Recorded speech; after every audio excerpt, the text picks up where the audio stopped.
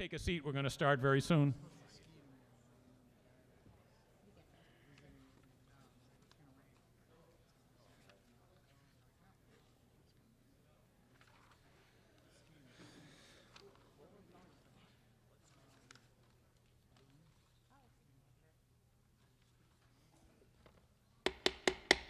A quorum being present, I call the meeting to order.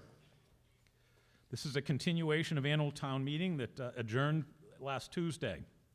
We're going to start up where we left off at Article 24, but a whole week's passed, so I think I'll spend a couple of minutes just reminding you all of the meeting rules that always apply and that we also voted on last week. Town meeting is a business meeting. Proper decorum must be maintained at all times. If you wish to speak, please observe the following rules. No voter may speak without being recognized by the moderator. Please stand at a microphone to be recognized, although we will employ the roving mic tonight as well. Artava and Brendan are our microphone runners, and when it comes time to debate, if you would like to speak from your seat, you just need to get their attention and you'll line up in the queue to speak from where you sit. Each speaker must give their name and address. No voter may speak more than twice on an article without specific permission of the moderator. Except to correct a statement, questions do not fall under this rule. Speakers must keep their debate within the scope of the motion on the floor, and all questions must be directed through the moderator.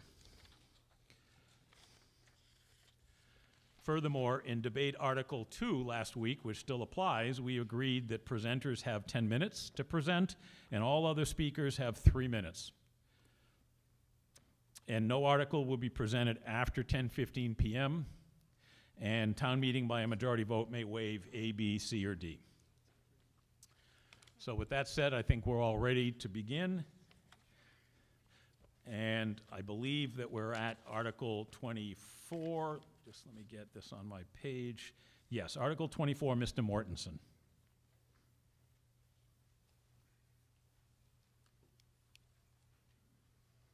Paul Mortensen, 4 Wellington Way for the Select Board. On Article 24, I move that it be indefinitely postponed. Okay, motion has been made and second to indefinitely postpone Article 24. That's a valid form of main motion. No debate is allowed, but Mr. Mortensen may give a brief explanation as to why we're choosing to do this. Essentially, the change in election date was taken in conjunction with the potential for the change of annual town meeting. And given that prior one did not pass last Tuesday, it made sense to indefinitely postpone the change in election date. Thank you. Okay, this type of motion does require a 2/3 majority vote, and I'm going to take the vote now. And all those in favor of indefinitely postponing Article 24, please raise your voting card. Thank you. All those opposed? Thank you. I declare that motion passed by a 2/3 majority vote. Okay, Article 25, Mr. Mortensen. Okay, these are proposed bylaw amendments. Likewise, excuse me, for the election. So I move that we indefinitely postpone Article 25. Okay, motion's been made and seconded. I'm sure it's for the same reason, so I don't think we need to clarify that. And again, it requires a 2/3 majority vote based upon the motion that's been made. All those in favor, please raise your cards. Thank you. All those opposed? Thank you. I declare that motion passed by a 2/3 majority vote. Article 26, Mr. Mortensen or Mr. Brosgol. Okay, substantive charter amendments, if you can. Let me do the presentation first. Please. What's changed in Article 26 for Section 5 of the Charter? It changes the appointment, supervision, and termination authority of school employees from the town manager to the school committee. It changes the appointment, supervision, and termination authority for the library director. It requires elected board approval for hiring certain department head appointments. And it clarifies limits of the town manager's supervision over policy matters. It aligns the charter language with current practice for the schools and follows the request of the library trustees. And again, it reinforces other boards' authority over policy decisions. So what it does is it amends Section 5-1, repeating myself, to provide that the school committee, not the town manager, appoints and supervises and terminates the superintendent and other school employees. It also amends that section to provide that the library trustees are authorized to hire, supervise, and terminate the library director. It provides that the Board of Tax Assessors, the Planning Board, and the Board of Health must approve of the appointment of the tax assessor, planning director, and director of Health and Human Services, respectively. And finally, the amendment would further clarify that the town manager's power to supervise does not include supervision over policy matters that are within the purview of each board.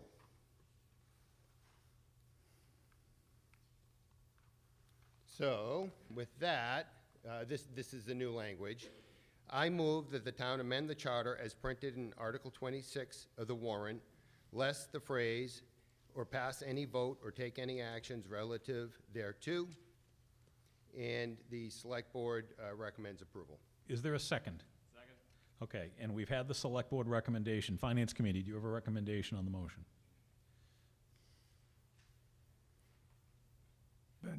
Ben Thomas, Apple Tree Lane for the Finance Committee. The Finance Committee recommends your disapproval of this article. Thank you.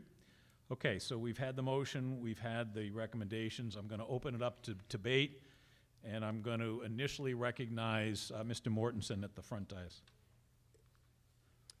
Thank you, Mr. Moderator. Paul Mortensen, 4 Wellington Way, again. Let me get my glasses out for this one. So you just heard the Select Board's recommendation. The following comments are my own, not the Select Board's.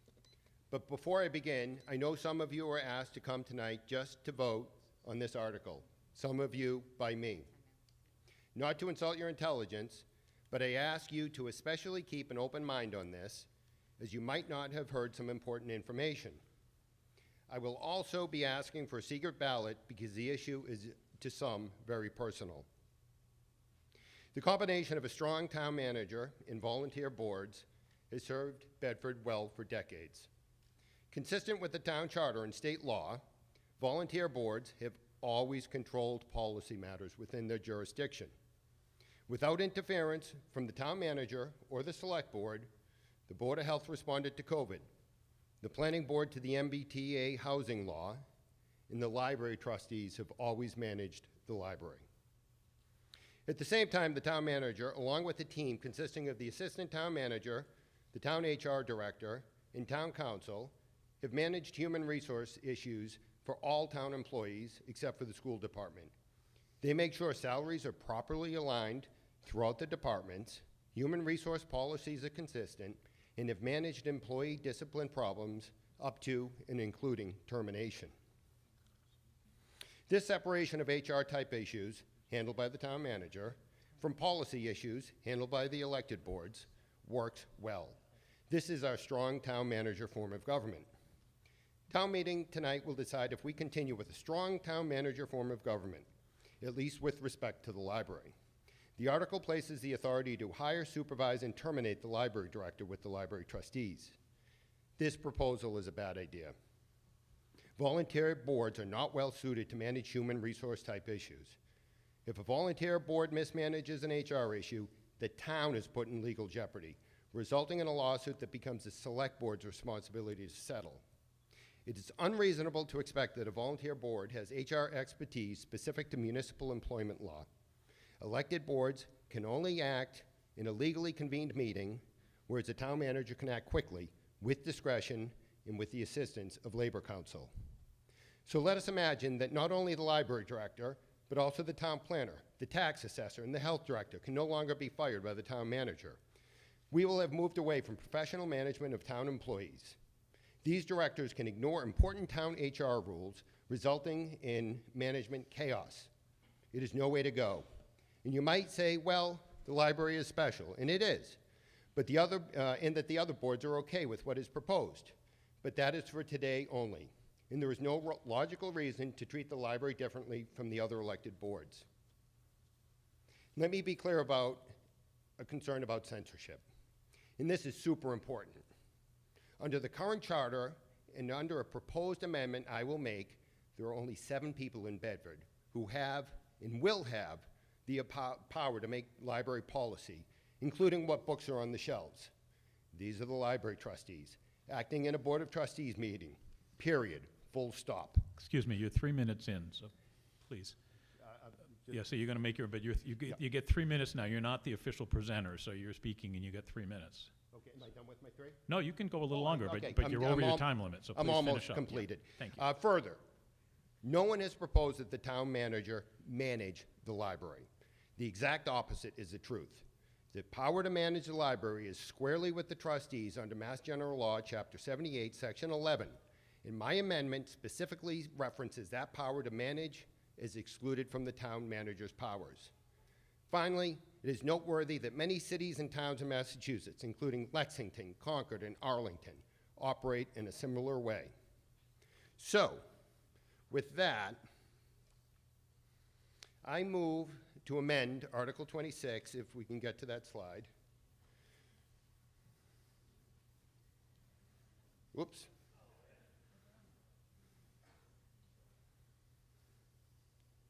Okay. To amend it to strike the words "and the library director," and then to add here in bold, I'm pointing at the screen, 3, the library director, the supervision of the town manager excludes supervision related to the trustee's power under the state statute I just mentioned. It is, but he's making a motion now, so he's not speaking to the article, and he addressed his motion beforehand, and it took a few seconds for the slide to come up, so please finish up, Paul. Okay. So again, these are exclusions from the town manager's supervisory powers as proposed by me. So the Mass General Statute and the purposes is set forth in Section 12.3 of the bylaws. Could you just amend your motion to say you move to amend the motion to what we see on the screen? Is that appropriate? I think that's better than suffering through me reading it. So there's the motion. There's my motion for my amendment, and I hand it to you, Mr. Moderator. Is there a second? Okay, the motion's been made and seconded. It's a valid motion. I have it in writing because we have the slide. And so this means that all of you are waiting to speak for the main motion. You can just stay where you are, but we now have to address the amendment first. So keep your order when we get back to the main motion. But if anyone wishes to speak to the amendment that's on the floor, then please raise your hand at the front of the microphone. Okay, thank you. Okay, so we have a few people that want to speak to the amendment, and I'm going to recognize microphone 4 first, please. Helen Palizzi, 10 Evans Ave. I rise tonight in strong support of the library trustees and their rightful autonomy over their charter bylaws, including the hiring and firing, any disciplinary action over the library director. This matter has already been discussed ad nauseum, thoroughly, repeatedly, publicly at many meetings. A decision was made, and that was what was presented in the warrant. And yet here we are again, reopening the same question, as if that process meant nothing. So I have to ask, what has changed? Because if nothing has changed, then this is not deliberation, it is erosion. Erosion of trust of governance and of the very rules we expect our boards to operate under. The library trustees are not an informal advisory group. Just like the select board, they are voluntary, appointed, voted positions that we put our trust in as voters in the town. They are a legally established body entrusted with a specific authority for a specific reason. The authority includes oversight of library operations, leadership, and to determine that now is the time to undermine that structure we as a town have already agreed upon. You cannot claim to respect process only when it produces the outcome you want. You cannot call for stability while reopening settled decisions, and you cannot ask the public to have confidence in governance that appears to revisit issues until a different answer is forced. If this body believes in good faith governance, then it must also believe in consistency and respect for the established roles. I'm confused as to why now, if ever, is the time to go after a public library. Thank you. Thank you. No.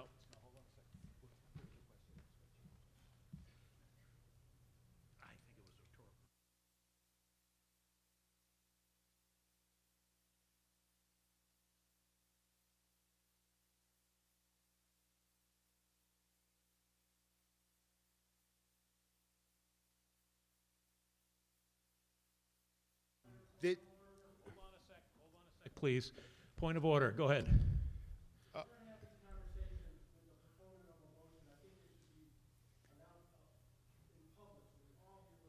So I was reminding Mr. Mortensen, and it's a little confusing because he was also the presenter to the main motion, and he has now changed his role, and he is a speaker and a sponsor of an amendment, and the sponsor of an amendment is entitled to answer questions if they're directed at him, but he's only entitled to have 3 minutes, and then I would recognize him a second time for a further 3 minutes after he gets around in the queue, and I was just reminding him that if he speaks again now, that's his second time. He's declared that there was a question asked to him at the past, and I'd give him a brief moment to answer that question. Go ahead, Mr. Mortensen. I believe in the question there was in the response from Ms. Palizzi, what changed. I can share with you the vote at the Charter and Bylaw was 4-1 to recommend essentially what's Article 26. 2 members were not present, Armin Zildjian and Erin Sandler-Rathy, who both said I was permitted to announce that I don't believe they're in attendance tonight. I'm not sure I really want you speaking for someone else, Paul. If you don't mind, you could. I have an email from her where she says I may announce it, and I have a text from Armin. Yeah, you could just say that you believe that they both would have opposed it if they were present. All right, I believe both would have supported this amendment, and we may have another member speak tonight. So hold on a point of order here, because there are occasionally people that are not able to attend a Pound meeting, and they try to designate someone else to speak in their behalf, and they come and ask me in advance whether that person. Hold on a sec. Let me finish my comment, and then I'll recognize you on a point of order, okay? And so I do reserve the right to allow some people speak on behalf of other people, depending on the context of it. I was not aware that Mr. Mortensen was going to be speaking for other people here, so I'm essentially not allowing that. But he did answer the question. Microphone 3, do you have a point of order before I recognize you to speak? Was that on that committee, and those 2 people were on that committee, so shouldn't it have been included in that vote? Whether or not they were not present for the vote is not, I think, pertinent here. I don't know that any of that previous vote is directly pertinent to your consideration. I think we're just, a question was asked what changed, and he made an attempt to explain what he thinks changed. But let's just move on, because we're going to decide tonight what we want to do together. I will now recognize microphone 3, please. Okay, and another point of order I have is, can I speak on behalf of the library trustees as chair? That's always allowed if you're a member of that committee and you have their permission to do so, yes. And does that give me additional time to speak? No, you may speak twice, Okay, unless you're asking a question. okay. So, Padma Chowdhury, 38 Battle Flag Road, and I'm current chair of the library, Board of Library Trustees. We disagree that the original amendment and this amendment changes the authority changes the authority as specified in the presentation for the library or the school. The library and the school have always had authority, as have the other elected boards. We also disagree that the hiring and firing is not a substantive power. Hiring and firing very much is a substantive power. I think that's very apparent in this day and age. That said, if the town does want to remove this authority from elected boards and put it in the hands of the town manager, that should be based on a robust discussion and a decision from the town. That has not been the case. Instead, it's based on a questionable opinion from town council that claims that the town manager already had this authority, which directly conflicts with the same town council's prior opinion that the town manager did not have the authority and instead required an amendment to give the town manager this authority when the question about the assessor came up a few years ago. Since this reversal of opinion last summer, the trustees have asked incessantly what changed to make the town council reverse their own legal opinion. We were not given a response, and in fact, we were prohibited from speaking with town council about the issue. We were told about a verbal second opinion from a different attorney that agreed with the town council's new opinion, but were only provided a written copy after months of asking and after the warrant was closed. And contrary to what we were told, the opinion did not definitively agree that the town manager has always had this authority. Instead, it said, and I quote, "Arguably, the provision grants the authority to the town manager. However, the town's past practices indicate that certain positions may have been filled utilizing an alternate procedure, i.e. hired by an elected board. As such, it would be prudent to take steps to amend Section 5.1 of the Charter to add further clarity by listing which positions are under the authority of the town manager," end quote.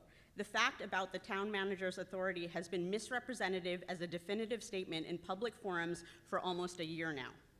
Additionally, Concord and Arlington and Lexington have been bandied about as examples of where the town manager already has this power. But conveniently, none of those towns even have elected library boards. Their boards are appointed by the town manager.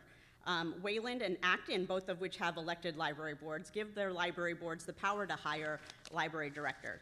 The Massachusetts Board of Library Commissioners website has all this data and shows that the vast majority of libraries in Massachusetts have elected library trustees, and in the vast majority of those, over 80%, those elected boards have sole authority to appoint the library director. Of the few that are remaining, over 2/3 have combined authority between the board and the town to appoint the director. In fact, less than 5% of libraries with elected boards in Massachusetts have the town appointing the library director. Please finish up, please. Moderator, may Please I have a finish. point of order?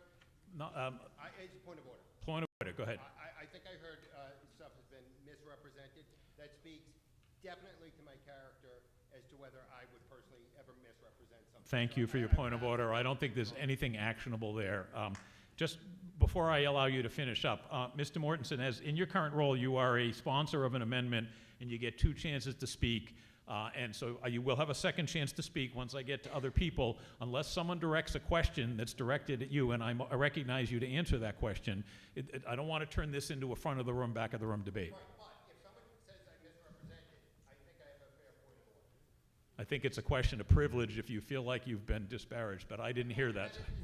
Okay, so, I read so the maybe, opinion. maybe you can just save that for when you have your second chance. Please finish up at microphone 3. It's been 3.5 minutes. Sure. We can centralize management without eviscerating the authority of elected boards. The library just hired a fantastic new director, and we reached out and worked with the town to do so, as we have done in the past, and we want to continue to do in the future. We have already suggested codifying how best to work together, but there's no pressing issue here as there was with the assessors. So let's be thoughtful and preserve the independence and importance of our elected boards, who have specific knowledge and training of what the departments under them are expected to do, and have a town-wide conversation about it. And let's make this decision as a town, not rest this wholesale change on a questionable town council opinion that has not been answered for.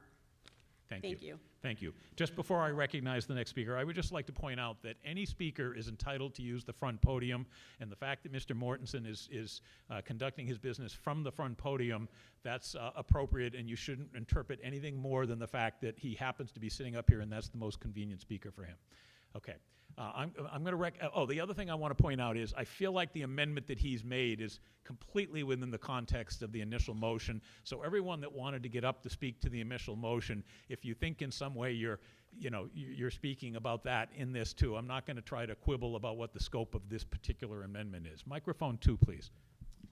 First, a point of order. Those of us sitting house left can't see the bottom of the screen because you're standing in front of it. It's fine now, but in the future when speakers are presenting and they're reading from the slides, if you could just step behind the town clerk, that would be really helpful to house Please, left. and I think that would be a question of privilege, and anyone's entitled to stand up and say, question of privilege, I can't see the screen, please duck or get out of the way. And Thank you. please do that. Feel free to do that. Thank you.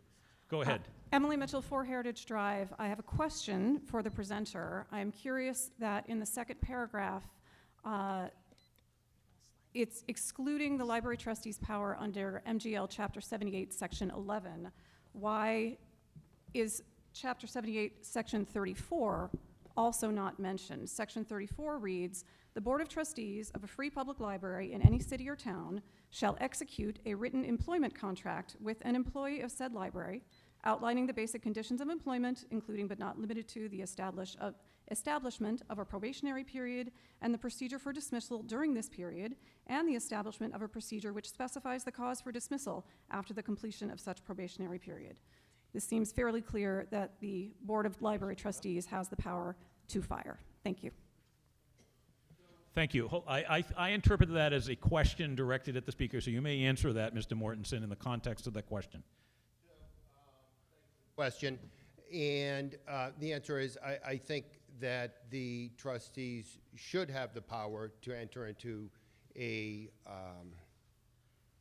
employment contract with the library director, and it can certainly reference the town manager's powers to terminate. I think it's consistent, in other words. Thank you. Microphone 1, do you wish to speak? I guess not. Oh, okay, would you like to speak from the front? Okay, please come up.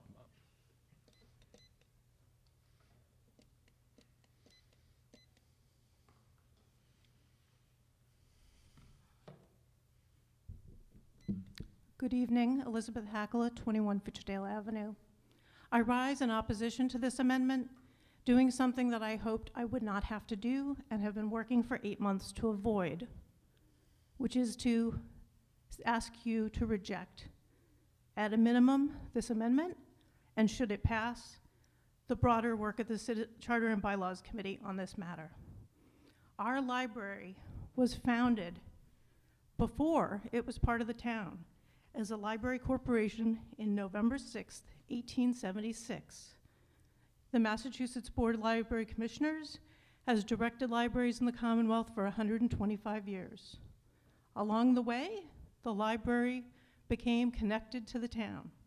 That corporation still exists.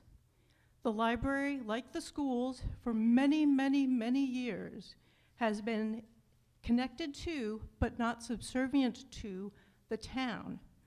Our own org chart for Bedford shows a level playing field of the independent boards above the town manager. We are on par with the select board. I will have more to say if this amendment passes. But right now, I just want to say that we have worked for months to try to come to an agreement with Charter and Bylaws that we felt opened the door for those boards who find this change helpful and constructive for their work, and still protected the library's independence and the trustees' ability to manage the library. Until the 1970s, the Library Trustees Board was required by law to have members of the clergy. And that was changed to make the library trustees more responsive and more accountable to the public. This would reverse that accountability. If we cannot take disciplinary action against our own director when needed, if we cannot protect our director from scrutiny when needed, if we cannot protect your right to use the library and have your privacy protected, we can't do our job. I have 20 years experience working in and volunteering in libraries and library communities. And let me be very clear, because I've heard about this being a personal thing. This is not a personal thing. I have nothing against our current town manager. I have nothing against the members of the Charter and Bylaws Committee. But I do have a serious issue with this amendment, and I ask you to vote no. Thank you. Microphone 4, please.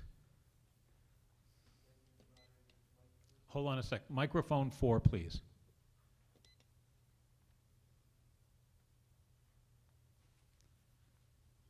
Stand by. Maybe if you could just bring the roving microphone 5 in case the, oh, okay, he's going to get it to work here. while we're waiting, I'm just going to explain. I did let the first couple of speakers go close to 4 minutes because it's just a question of fairness and equity. But if you all stretch it to 4 minutes, then somehow town meeting may not finish tonight. So please try to self-police your 3 minutes.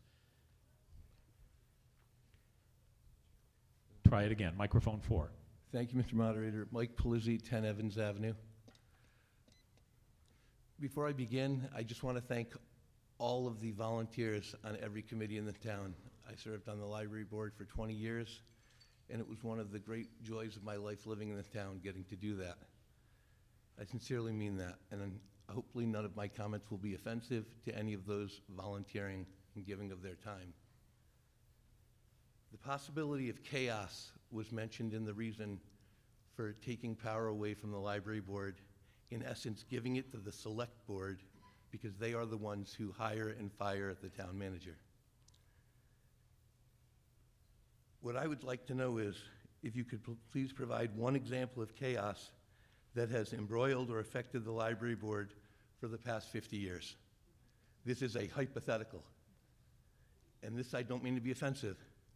The library board is one board that has not been embroiled in a personnel issue over the past year and a half. Why is the library board being selected and targeted in this case? Now more than ever, we need to protect the value of every single vote. Every single vote. Removing power from the library board concentrates power in the hands of an unelected official. I don't care if it's a current town manager or one hired 10 years from now. You don't change charter and bylaws for the moment. You change it for perpetuity. We change it to protect our town from someone who might be hired in a couple of years who might not have our best interest at hand. Thank you very much. Thank you. That was a theoretical question. It wasn't directed at you, Mr. Morris. Microphone 3, please. Is it on? Ann Bickford, 197 North Road. I'm going to do a little bit of charter stuff, as I did last week. So the question is, I have a town manager that does a lot of things. And the question is, where does that authority come from for the town manager? And my read of the charter under Article 5 says, the town manager shall be responsible for the conduct of affairs placed in their charge by this charter or by other legal source or delegation of authority. So where does the delegation come from? Well, if you turn to Article 3.2 on the selectmen, the last line says, select board may delegate to the town manager their authority in whole or in part under Chapter 41, Section of Mass General Laws, blah, blah, blah, blah. And what are the specific powers of the select board? Because they can only delegate that which is empowered to them.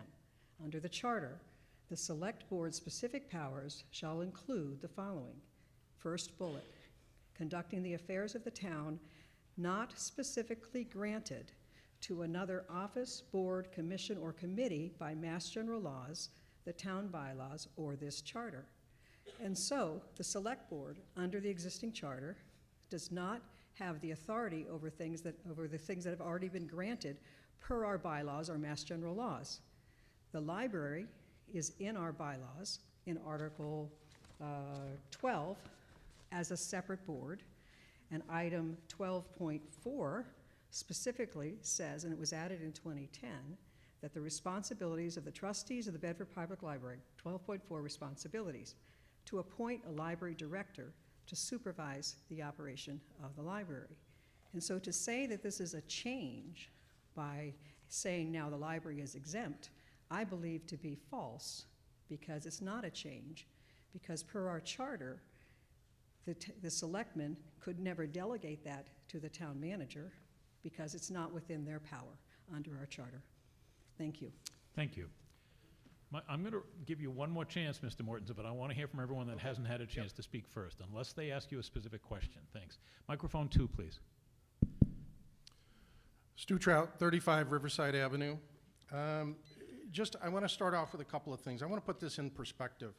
I come from private business from my nearly 50 years of professional experience.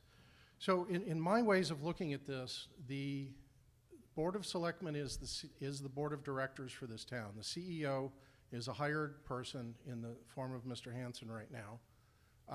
The library board is another entity that does not have direct authority over the library itself other than to set policy and to hire the library director. Every person that works at the library is an employee of this town, and all of us pay for that. We voted on that budget earlier last week. So they are employees of this town. Mr. Hanson and whoever the town manager may be at the time is responsible for the management over every employee in this town. And that includes the library director, regardless of how they're hired or selected. I do not take exception with having the library board having a significant role in selecting the library director. I do not have any issues with the library board having direct control over the policies of the library. Where it falls apart, in my opinion, is when that library director has no further responsibility to the CEO of this town, if I can use that term, and they become beholden to no one. I have a real trouble with that. In my professional experience, I did encounter a situation where I had employees working for me that were on my payroll, but I had no authority over them whatsoever. I had full responsibility. I had to pay for them, but I didn't have any authority over them. And that was chaos. So I don't want to see us get into a situation like that here. Responsibility without authority is just a non-starter. If Mr. Hanson or the town manager doesn't have the authority over all of the employees in this town, what is his role or her role in the future? So the last thing I wanted to say was there are several boards that have very grave responsibilities to this town, and I support their efforts in every regard. However, if they're all treated the same way and they do not have the day-to-day responsibility for those employees that are under the organizations which they oversee, then what do we have? So why isn't it the same for all of the boards? I support moving the responsibility for day-to-day operations of the library employees under the guidance of the library board. And I will support this amendment as it moves forward. Thank you. Either guys. Thank you. Thank you. Microphone 1, please. Oh, everybody else was ahead of me, Mr. Moderator. Please go ahead. Microphone 1. Alethea Yates, 37 Shawshene Road. As far as I can say, everything's been going well at the library. Why do we want to change things? If it isn't broke, don't fix it. I say, let's leave well enough alone. Vote no on the amendment. Vote no on the original article. And I'd also like to add, I wish everybody had this level of interest in our $53 million school budget. Thank you. Thank you. Microphone 4, please. Nicholas Howard, 7 Daniels Drive. This amendment is long, complex, and difficult to fully evaluate in the time we have here tonight. I do not believe most of us can confidently say we understand all of its implications. Town meeting works best when we are acting on language that has been properly vetted, publicly discussed, and given time for careful consideration. This has not had that process. If the presenter believes these changes are necessary, the appropriate path is to bring them forward through a full hearing process, whether by asking us to reject the underlying article and return with a revised version, or by submitting this as a citizen petition for a future town meeting. Adopting significant new language on the floor without that level of review is not prudent. I urge that we reject this amendment and allow it to come back in a more deliberate and transparent way. Thank you. Microphone 3, please. Chris Gittens, 8 Brooksby Road, member of the Charter and Bylaw Review Committee. We did vote 4-1 in favor of the language which is included in the warrant. The substance of the proposed amendment was up for consideration. We did not choose to endorse that. I will say that I believe the presenter raises a number of legitimate concerns about organizational structure. Excuse me. Related to the library director and the town manager. The proposed amendment does not address that. The language in the warrant maintains the status quo and would allow us time to work through the organizational issues that the presenter alludes to. So I would encourage you to vote no on the proposed amendment. Thank you. Microphone 2, please. Keenan Ross, 2 Fox Run Road. Mr. Moderator, we heard the Finance Committee recommend disapproval of the warrant article as written. My question to you and maybe to them is whether the amendment changes their opinion and what was the reason for them originally just recommending it. I'm going to interpret that as being not a valid question. Committees are expected to make recommendations on main motions, and we are now talking about an amendment specifically, and I don't think it's been town meeting practice, nor is it appropriate for me or you to request that the Finance Committee provide a recommendation on this. You can speak for yourself, you can ask a question, but if they don't get up to choose to react to it, then we just move on. That's fine. Thank you. Thank you. I'm going to go back to microphone 3, please. How you doing? Alan Jimerson, 20 Caribou Street. I'm also on the Finance Committee, and I'm also married to a library trustee, full disclosure. I assure you that I'm not speaking on her behalf. I tried that in college one time, didn't work out very well, so this is my opinion and my opinion only. I think this I can't speak as eloquently as everyone did on the topic, but I think this amendment it's strange how strong some people feel about making this amendment. I think that status quo has worked fine, and we're trying to solve a problem that we don't have. So I vote no on the amendment. Thank you. Thank you. Microphone 2, please. Hello, my name is Brandon Hall, 7 Sheridan Road. Full disclosure, I was just sworn in today onto the Library Board of Trustees, so I'm technically a member now. But I started thinking about this before that was even a thing. And, you know, for me, the select board is part of this. I've sat in for a lot of their meetings, and they do a lot of amazing work. If you sit on any of their meetings, they cover dozens of issues. It's actually very impressive. I was floored by how well I feel the select board actually does. However, the Library Board of Trustees having control of the hiring and firing of the library director is important because it's basically the Library Board of Trustees' full-time job. So if you want people who are accountable for making the library the best it can be full-time, you want a board of trustees that are in control of that.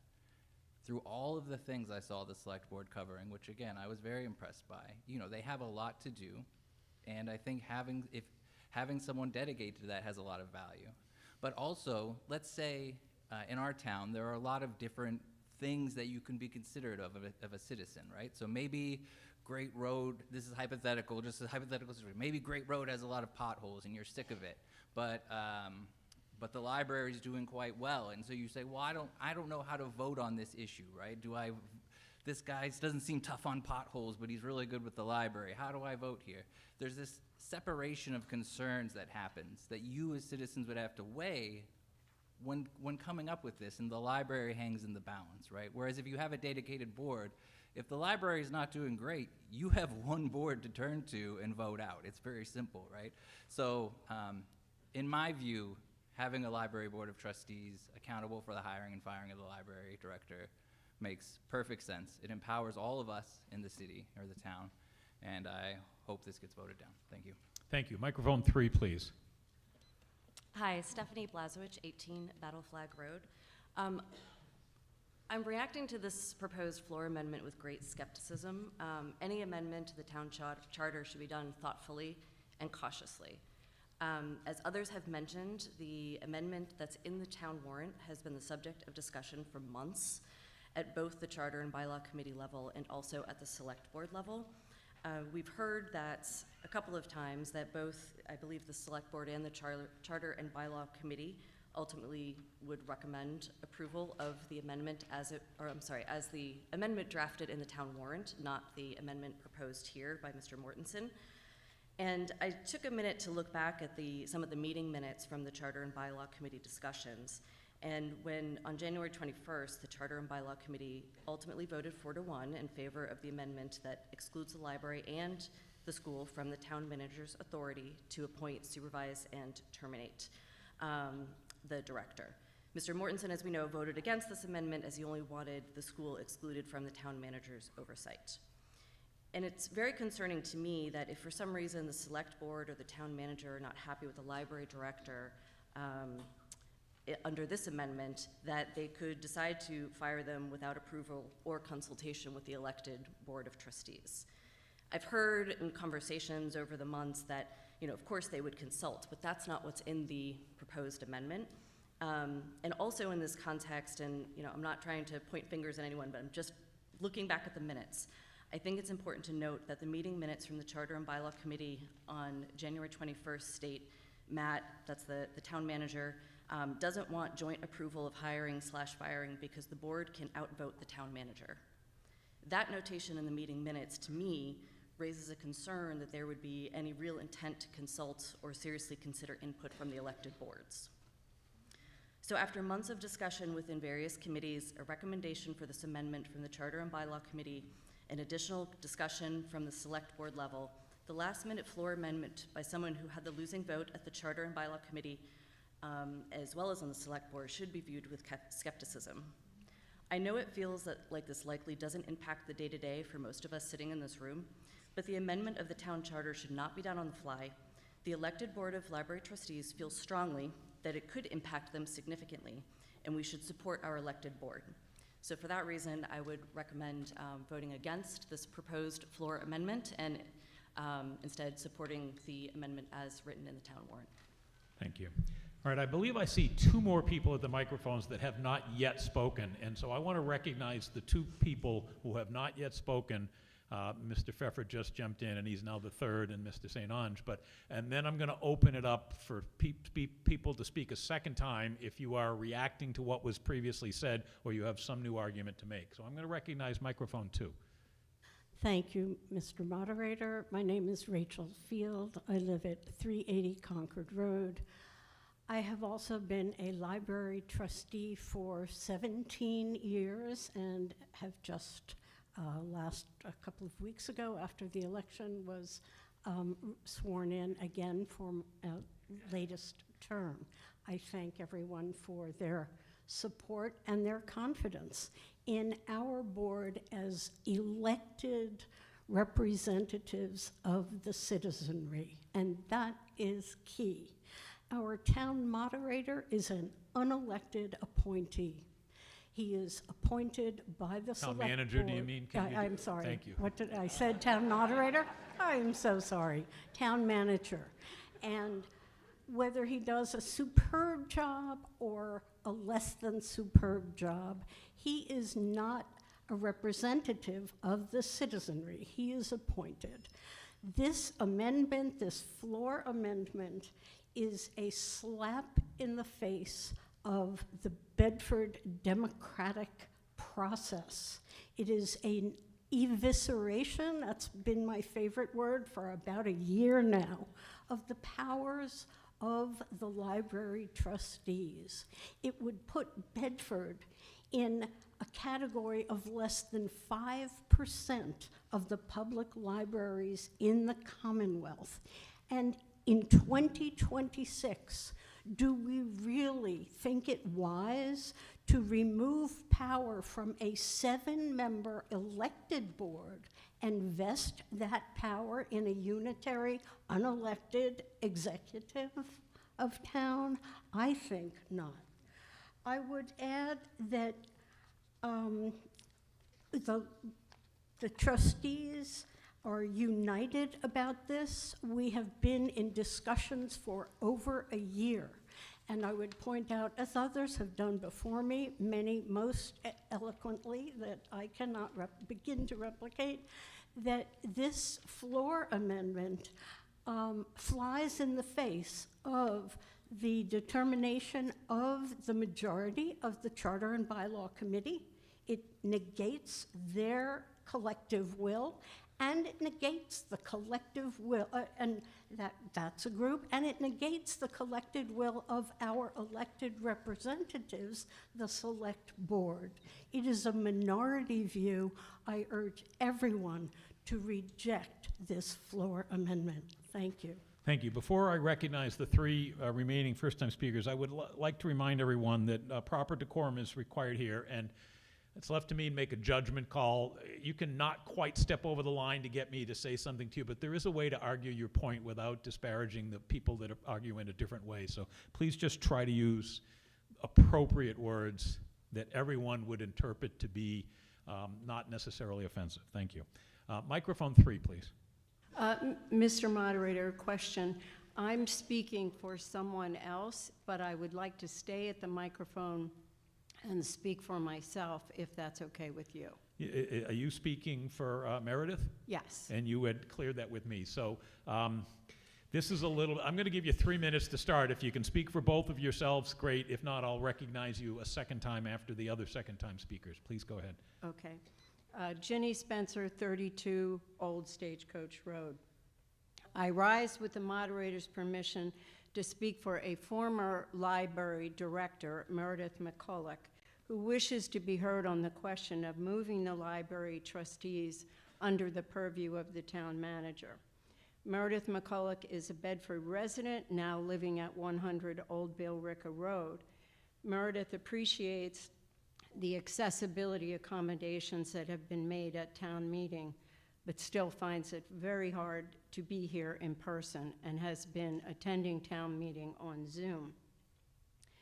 Meredith McCulloch was assistant director and director of the Bedford Public Library from 1979 until her retirement in 2016, and has many years of experience both managing the library as an organization and also managing communications between the libraries and its many users.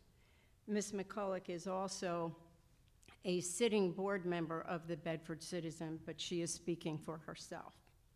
Ms. McCulloch wishes to say, I am strongly opposed to putting the library trustees under the supervision of the town manager. First, libraries today are very complex organizations encompassing both traditional print and electronic media of all kinds.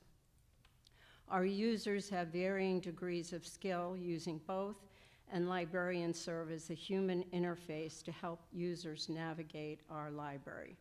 The trustees are responsible for the library, and they are also users themselves. The trustees have specific training and experience with a broad array of issues, including First Amendment rights, confidentiality concerns, and the continued rapid evolution of AI and other technologies impacting our library. Thankfully, the trustees do an excellent job and make these issues their first priority. The town manager has a full plate of responsibilities already, and it would be best for the trustees and most importantly for the users to leave things the way they are. If you want to continue, you didn't use all 3 minutes. There's about 30 seconds left, or I'll recognize you again after other speakers, whichever you prefer. I'll wait and be recognized you. for myself. Okay, microphone 2, please. Jerry Pfeffer, oh, sorry about that. Jerry Pfeffer, 28 Battle Flag Road. Most people who've spoken against this amendment, this floor amendment, I'm in total agreement with. I would oppose it as well. When I originally read the article in the town warrant, I said, what's the big deal? The library director is protected, but now this removes that. I want to point out that there's also excluding in those in Section 3 of Article 3, just to put it in perspective. That happens to include the Conservation Commission, constables, Council on Aging, Historic District Commission, Historic District Commission Alternatives, Historic Preservation Committee, MBTA representative, Metropolitan Area Planning Council, Recreation Commission, Registrar of Voters, Town Council, Town Historian, Veterans Agent, et cetera, et cetera. And yet only the library director is being excluded. That seems wrong. I would also like to ask a question, since you said the original article is also open for discussion. The Finance Committee said they opposed the original article that's in the warrant, and Ben, would you, or someone from the Finance Committee, could you elaborate on why you voted to disapprove? I'm going to hold that for when we get back to the main motion, whatever that happens to be. To me, that's within the scope of the main motion. Once we resolve this amendment, we will have new debate on the main motion, and then your question might be more appropriate. Fine, thank you. Thank you. Okay, Ginny, if you don't mind just swapping places, I feel like okay, and I've got one more first-time speaker, microphone 2, please. Thank you. Walter St. Ange, 102 Pine Hill Road. This really is no way to run a government. This article has been mishandled, in my opinion, in the way it's been presented and the opportunity for a discussion of it. We jumped right from the initial motion to an amendment without any discussion of what the purpose of this was intended to be, other than a rather perfunctory explanation. The Charter Bylaw Review Committee reviewed all of these amendments, all of these proposals that are in the warrant. They approved the language that's in the warrant that does not have this exclusion proposed by Mr. Mortensen. The Select Board has voted 3-2, I understand, at last week's meeting to support approval of the article as presented in the warrant, not with this change. Despite Mr. Mortensen's best efforts, I assume he's made the same arguments he's made here tonight to both the committee that I believe he was the chair of the Charter and Bylaw Review Committee and is certainly a member of the Select Board, hasn't been able to convince anyone to make this change. I don't think that this is the time and place to suddenly adopt this. No one has explained from the Select Board, the 3 persons who support the language as printed in the warrant, why they support it. But at this point, I simply would urge you to reject this amendment. And frankly, I'm at the point of saying I would also reject the main motion. This has not been presented well, or any justification for why this is necessary. As someone else said, what problem do we think we're trying to solve here? I almost would say leave it alone, because it clearly hasn't been well thought out, in my opinion, or at least it hasn't been well explained. Thank you. Thank you. Okay, so now we have people that want to speak a second time, and I feel like Mr. Mortensen expressed his interest to do that before the others did, but this would be your second time. Would you like to speak now or wait? Okay, I'm going to recognize microphone 3, please. So thank you, everyone, for coming out in support of us. Just state your name and address again. Oh, if you sorry. don't mind. Padma Chowdhury, 38 Battle Flag Road.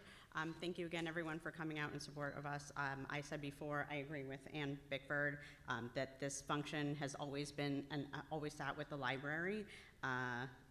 The language of the proposed amendment removes that authority from the elected library trustees, and I haven't also heard a valid justification to make such a big change. From the beginning, the library trustees have said we can codify the operational issues. Someone said that the town manager is like the CEO. I think the town manager function is more like the HR and is a consultative function. We worked with the town manager when we did our hiring, and we reached out proactively, and that's the way that it's been done, and we haven't had a problem in the past. There was a comment made about elected boards don't have the ability to hire or have the training to hire and fire, but doesn't the select board hire and fire the town manager? Didn't they go through a similar process what the library went through? The select board and town manager have repeatedly told the library trustees throughout this process that they will, of course, work with the boards on the decisions about hiring and firing. But for months, they also repeatedly told the library trustees that if we disagreed with the changes, they would exclude the library trustees from the town manager's authority.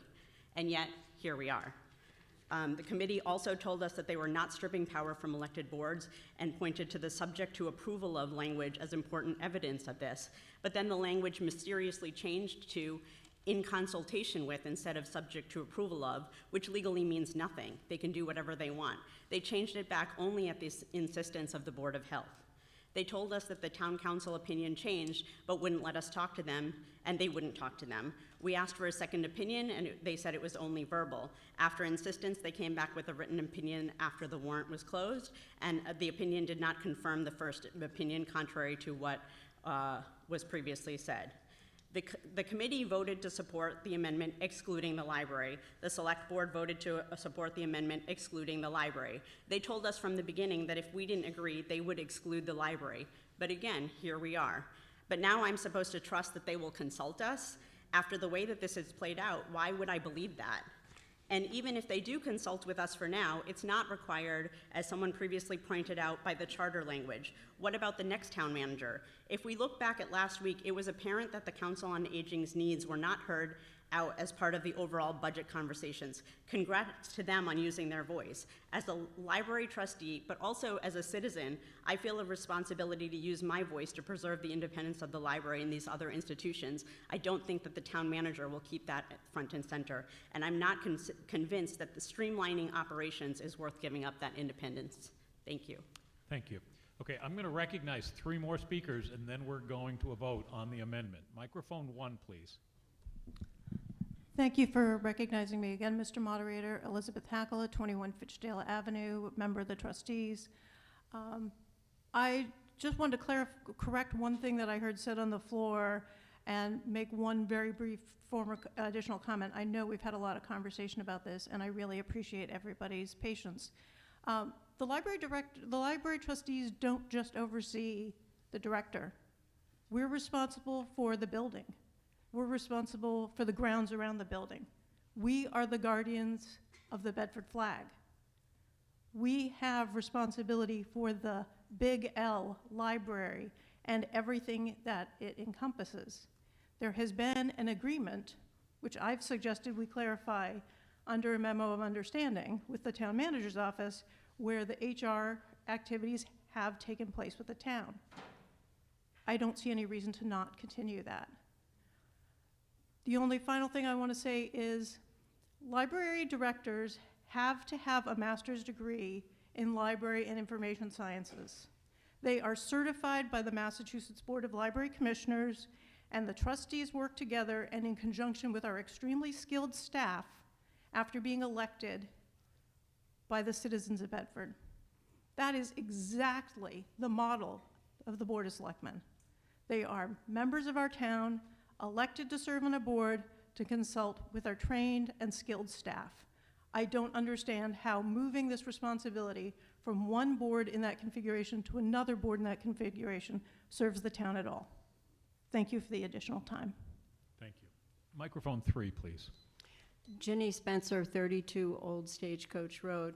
Mr. Moderator, I believe a question was posed by a previous speaker, Ann Bickford, having to do with the legitimacy of power in the charter to transfer this to the town manager. A complicated issue I can't paraphrase, but could we hear from the town council, who presumably has already thought this through, and get the benefit of their advice and insight? So town meeting is a legislative body. It's not our responsibility to interpret laws, or we can pass something that just doesn't fly at all. We can pass something that's in conflict, and it's not our position to directly address town council either. So I'm going to consider, Ginny, your question out of order, and what we want to get is the intent. What do you folks want to do on this? And whatever we pass, we'll have to then pass the legal purview, and to the extent that we did something we weren't supposed to do, you come back to the next town meeting and clean it up. I'm sorry, microphone 2, but I had already closed the debate, so I'm going to recognize Mr. Mortensen last, and then we're going to go to a vote on the amendment. Thank you again. Paul Mortensen, 4 Wellington Way, again speaking for myself. There was a lot said there, so this isn't in particular great order, but I will recommence with that there's no ability for the town manager to manage the library under current law or under this proposed amendment, which, by the way, I know the proposed amendment is not going to pass, so we just get over that, right? There's certainly this idea about censorship. Again, the only one under the charter now, or if we leave it as is altogether, who can put books on the shelves or take them off, the Board of Trustees. That cannot change. Again, in no particular order, I'm not going to request a secret ballot for this amendment because it's obvious, so we don't need to waste everyone's time. Select Board would have no role as the charter currently stands. If there's absolutely no amendments, it's the town manager who may do so.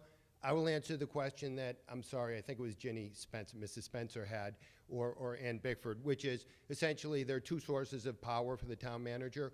One is delegated from the town manager, and the other is simply from the charter, from Section 5. And state law pronounces that a town manager may do that. One employee may appoint another under the Home Rule Act. Again, in no particular order. It just so happens, I only learned this one tonight. In 2019, there was a change to the charter. It was not current town council who was on the job at that time. It was prior town council. Am I, Mr. Moderator, am I still good? No, it's not time. He's still got a minute and 10 seconds. Thank you. Just a point about the, library trustees are very important. Hold on a sec. Point of order. Please stand up, and if you can speak loudly, I can hear you, and I'll repeat the question. Go ahead.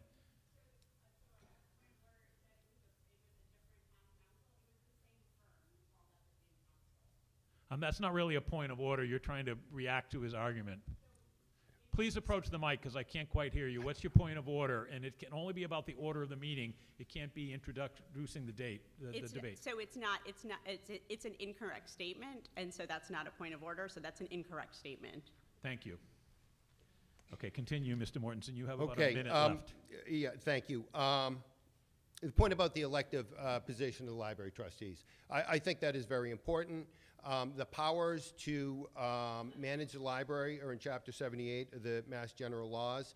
There's no distinction between elected and appointed boards. So I'll go back to Lexington, Concord, and Arlington, who have something similar to our current structure here, where it's the town manager.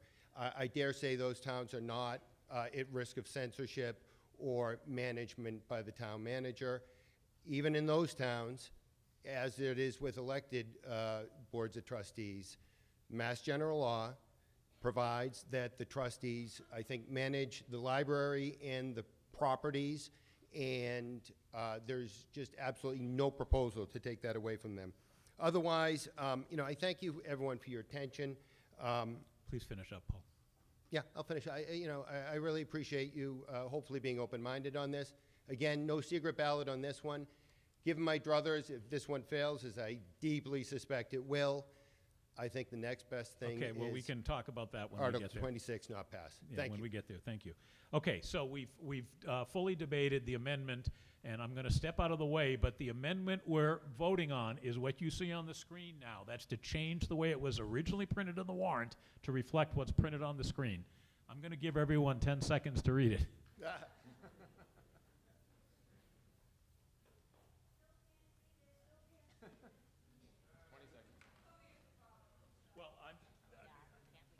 There's not a lot I can do about that, so if you really need to change your seat to see it, I'm not sure anyone, after hearing all those cogent arguments, really needs.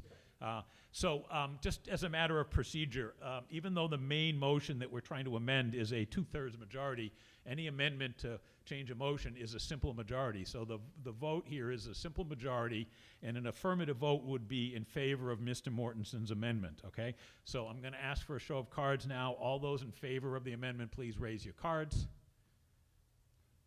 Thank you. All those opposed? Thank you. I declare that motion failed by a healthy majority. Okay, so now we are back to the main motion as it was originally read by Mr. Morton, which in turn referred to the way it was printed. This allows us to start a whole new debate, but the interesting part of the proceeding tonight is that the amendment and the main motion were kind of just talking about two different sides of almost the same topic. So I would ask you not to repeat your argument. If you have something new to add as it relates to the main motion, I remember at least one speaker asking about that. So I'm going to recognize microphone 1 first. Sean Hannigan, 5 Hunt Road. I am on the select board, but I'm speaking for myself at this time. The question was raised, and I was one of the 3 people on the select board that voted to support this motion without the amendment. And the reason was a couple of things. One was because, as we've heard tonight, there is some legal ambiguity going on here. I appreciate the town council's opinion, but even the town council said to us in one of the correspondences that we really need to have this in our own processes. If something were to happen without this, then there's a potential for litigation, there's a potential for confusion. So I do believe that the second reason I'm supporting this is because I think without the amendment, this is reflecting the consensus of the discussion where the planning board, the Board of Health, were okay with being essentially in under the town manager, and the library trustees, for reasons that were presented eloquently tonight wanted to be excluded. So I feel like the motion as it is clarifies something that needs to be clarified, and it represents a consensus of the overall discussion. Thank you. Thank you. Microphone 2, please. Jerry Pfeffer, Jerry Pfeffer, 28 Battle Flag Road. When I originally read Article 26 as in the warrant and checked all the references and everything, I didn't have any major problems with it, but I'd like to hear from people who have not yet had a chance to speak to the original article. I know the Finance Committee recommended their disapproval of this article. I'd be interested in hearing from them. And of course, from the library trustees, whether they had a problem. Because as I see it, it makes it very clear that in addition to that host of people that I mentioned before in Section 3 of Article 3, also the appointment, removal, and supervision of people in the school department and the library director are also, they're not under the town manager's authority. So for those purposes. So I just would like to hear from them. Thank you. So if anyone wishes to try to help answer his question, you can approach a microphone. I'm going to go to microphone 4 next. Nicholas Howard, 7 Daniels Drive. I would like to know if the select board considered any alternative language here that would have allowed for a separation between issues that actually require the urgency that is being asked for here, and defer urgency when, or defer to the boards when there was a lack of urgency. Mr. Mortensen, do you want to try to answer that? I don't think so. Thank you. I'm going to recognize microphone 3. Alan Jefferson, 20 Caribou Street, Finance Committee. I can only speak on behalf of myself on the Finance Committee. I screwed up. I voted no, and I meant to vote yes. Cool. Thank you. Microphone 1, please. Elizabeth Hackla, 21 Fitchdale Avenue. Again, still a library trustee. Part of the reason we arrived where we are tonight is because the town council's opinion stated that the town manager already had the ability to hire and fire the library director, all town employees, and all school employees, including the superintendent. And it was made pretty clear when that came up in a Charter and Bylaws Committee meeting that they were not going to put forward that language to cover the schools. There was going to be a carve-out for the schools. Well, if there's going to be a carve-out for one part of the town, why is that the only part of the town? And the reason we were told is because, well, they can hire their own counsel. So can we. This article, honestly, I don't love it. I mean, I'll be honest. But I also think it provides more protection and more clarity about the intent of the town than the status quo does if the town council's opinion stands. I personally think that that opinion is contrary to the documentation in our org chart, our past practice, and the expectation of all of our citizens, or at least most of our citizens, when they see the library trustees and the other independent boards. I also have a great hesitation about having the Board of Health under the town manager. I think they also should be fully independent, but that's not my call. If this is what serves their work best, then I will support them in that. Thank you. Thank you. I'm going to recognize microphone 2, please. Thank you. Again, Rachel Field, 380 Concord Road, library trustee since 2008. Thank you, Elizabeth. I want one point of information. In addition to setting policy for the library and providing oversight for our grounds and our being responsible for our building, et cetera, and hiring and firing the library director, we are the fiduciaries of the library, and as such have a legal responsibility, and to take away what has been since the library first had an elected board, to take the power of hiring and firing our library director away from the library trustees puts us in a very difficult legal position. I just want to add that this has been a very difficult and obfuscatory process. We have been around and around for close to a year, I believe, and as it stands in the warrant, even though I would say many of us, if not most of us on the Board of Library Trustees aren't thrilled with it, we encourage your voting yes on Article 26 as written, because it does give the Board of Library Trustees, our elected board, the authority that we have had here to now, and doesn't remove it from the elected board and give it to the town manager. It's confusing because there was an indication that actually the town manager currently has the power to approve and hire and fire the library director. That is in dispute. That is one person's contradictory legal opinion that contradicts a prior legal opinion. So it's not, as Elizabeth Hackler said, it is not clear, but Article 26, as currently written, does protect the library independence. The Board of Library Trustees has unanimously accepted the language as it stands. We had suggestions and amendments that we would have liked to see included. They were voted down. We do encourage everyone to support and vote for Article 26. Thank you. Thank you. So I'm going to recognize the 3 remaining speakers at the microphone. I'm sorry, 4. Sorry, Nick Howard, you're out, but I'm going to recognize 4, and then I will also entertain any procedural motion at the end of the debate relative to how we might vote this way, okay? So I'm going to only recognize the 4 speakers, excluding Mr. Howard. Please go ahead, microphone 3. Hello, my name is Bea Brunkhorst, and I live at 135 Page Road here in Bedford. I'm the chair of the Board of Health and speaking on the board's behalf regarding Article 26, as written in the warrant.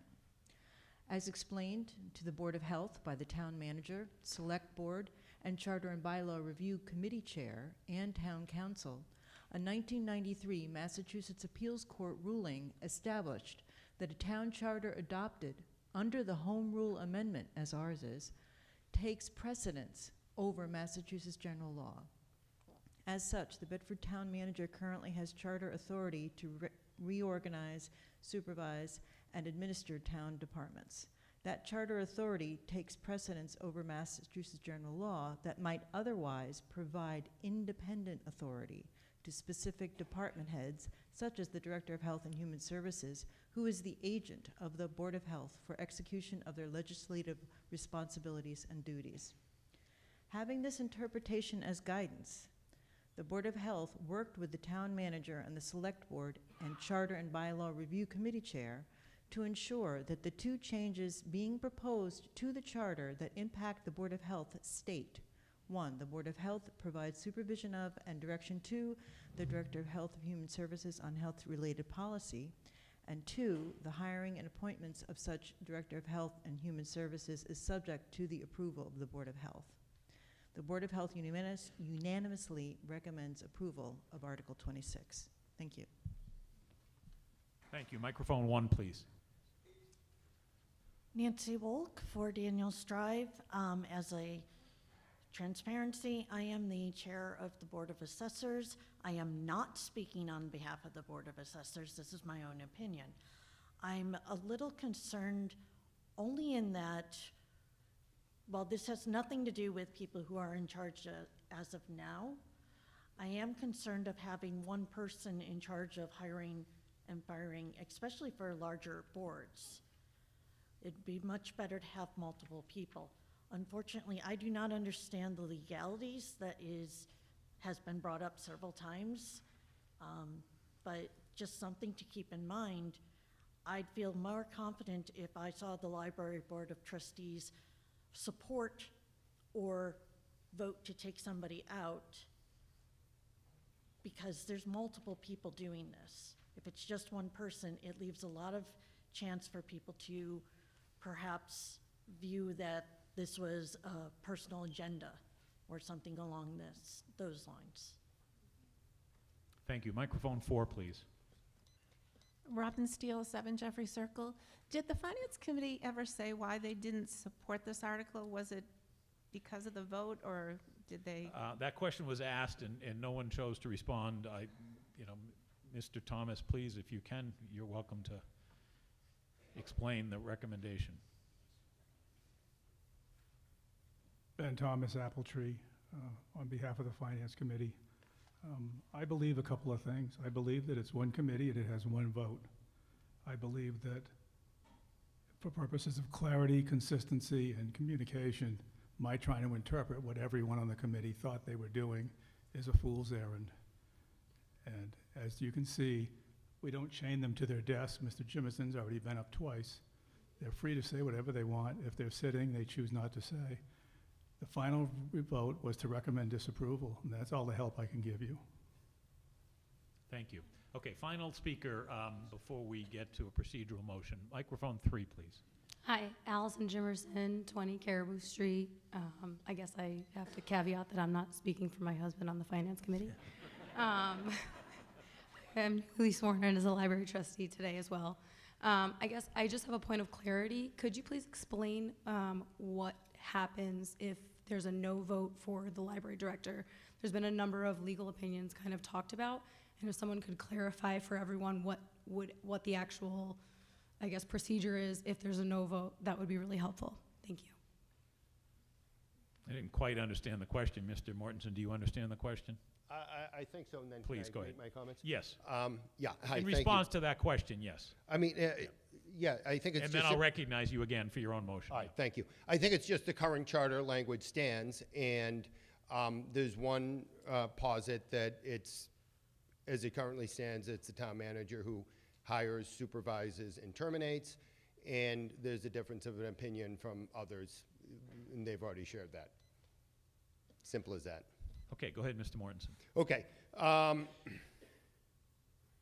All along, I have felt that this does require political agreement, and I was certainly very hopeful to have political agreement before coming to town meeting. I think that's always the best way to go.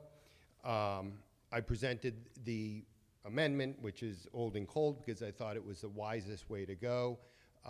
Town meeting supersedes what I think is wisdom.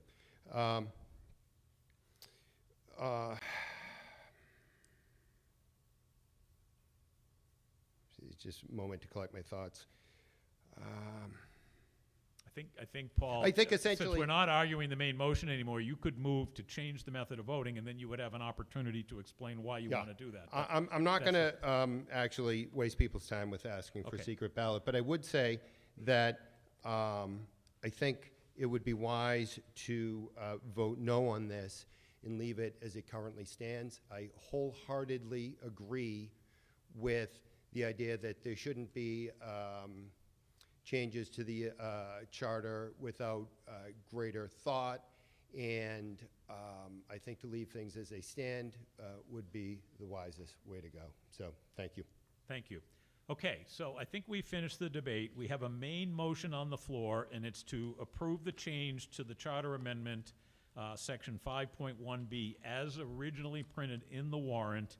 Since this is a charter amendment, the voting threshold is a 2/3 majority, and I'm going to try to take that with a raised card vote. All those, if you have a point of order, please. Can I microphone 2, please? I would like to make a clarification. May I do that? No, you may raise a point Okay. of order if you'd like, but we finished debating Okay, what we're it's- about to vote on. If you have a question on about how the vote works, or... Thank you. Okay, so we're off to the vote here, and it's 2/3 majority, and all those in favor of the amendment as printed in the warrant, please raise your cards. Thank you. All those opposed? Thank you. I declare that passed by a 2/3 majority.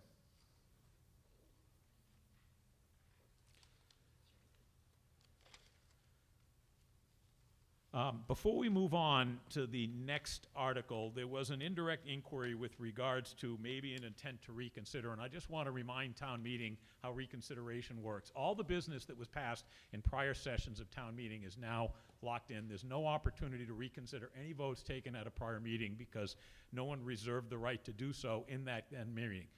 Any vote that's taken at this meeting is still subject to reconsideration based upon the town's bylaw as it relates to reconsideration. And so we have passed several articles. All such motions would be at the moderator's discretion. There has to be a basis for it. We can't immediately vote to reconsider the vote we just took, but that's how reconsideration works. And the best time to do that would be in between articles. But if I move too fast for you and you jump up and you want to do that, feel free to try to get my attention before. So you could just shout out and say motion to reconsider. So can I, microphone 2, please? Motion to reconsider, Emily Mitchell, 4 Heritage Drive. I move that town meeting reconsider Articles 24 and 25. I'm going to request that I can only make a reconsideration on one motion at a time. If those were 2 separate votes, and so you can be more specific. I will amend my motion to reconsider Article 24. Okay. Second. It's been made and it's been seconded, okay? So a motion to reconsider is debatable and it is amendable, and I believe it's, Bedford allows debate on that. It's not amendable and it requires a majority vote. Now, please.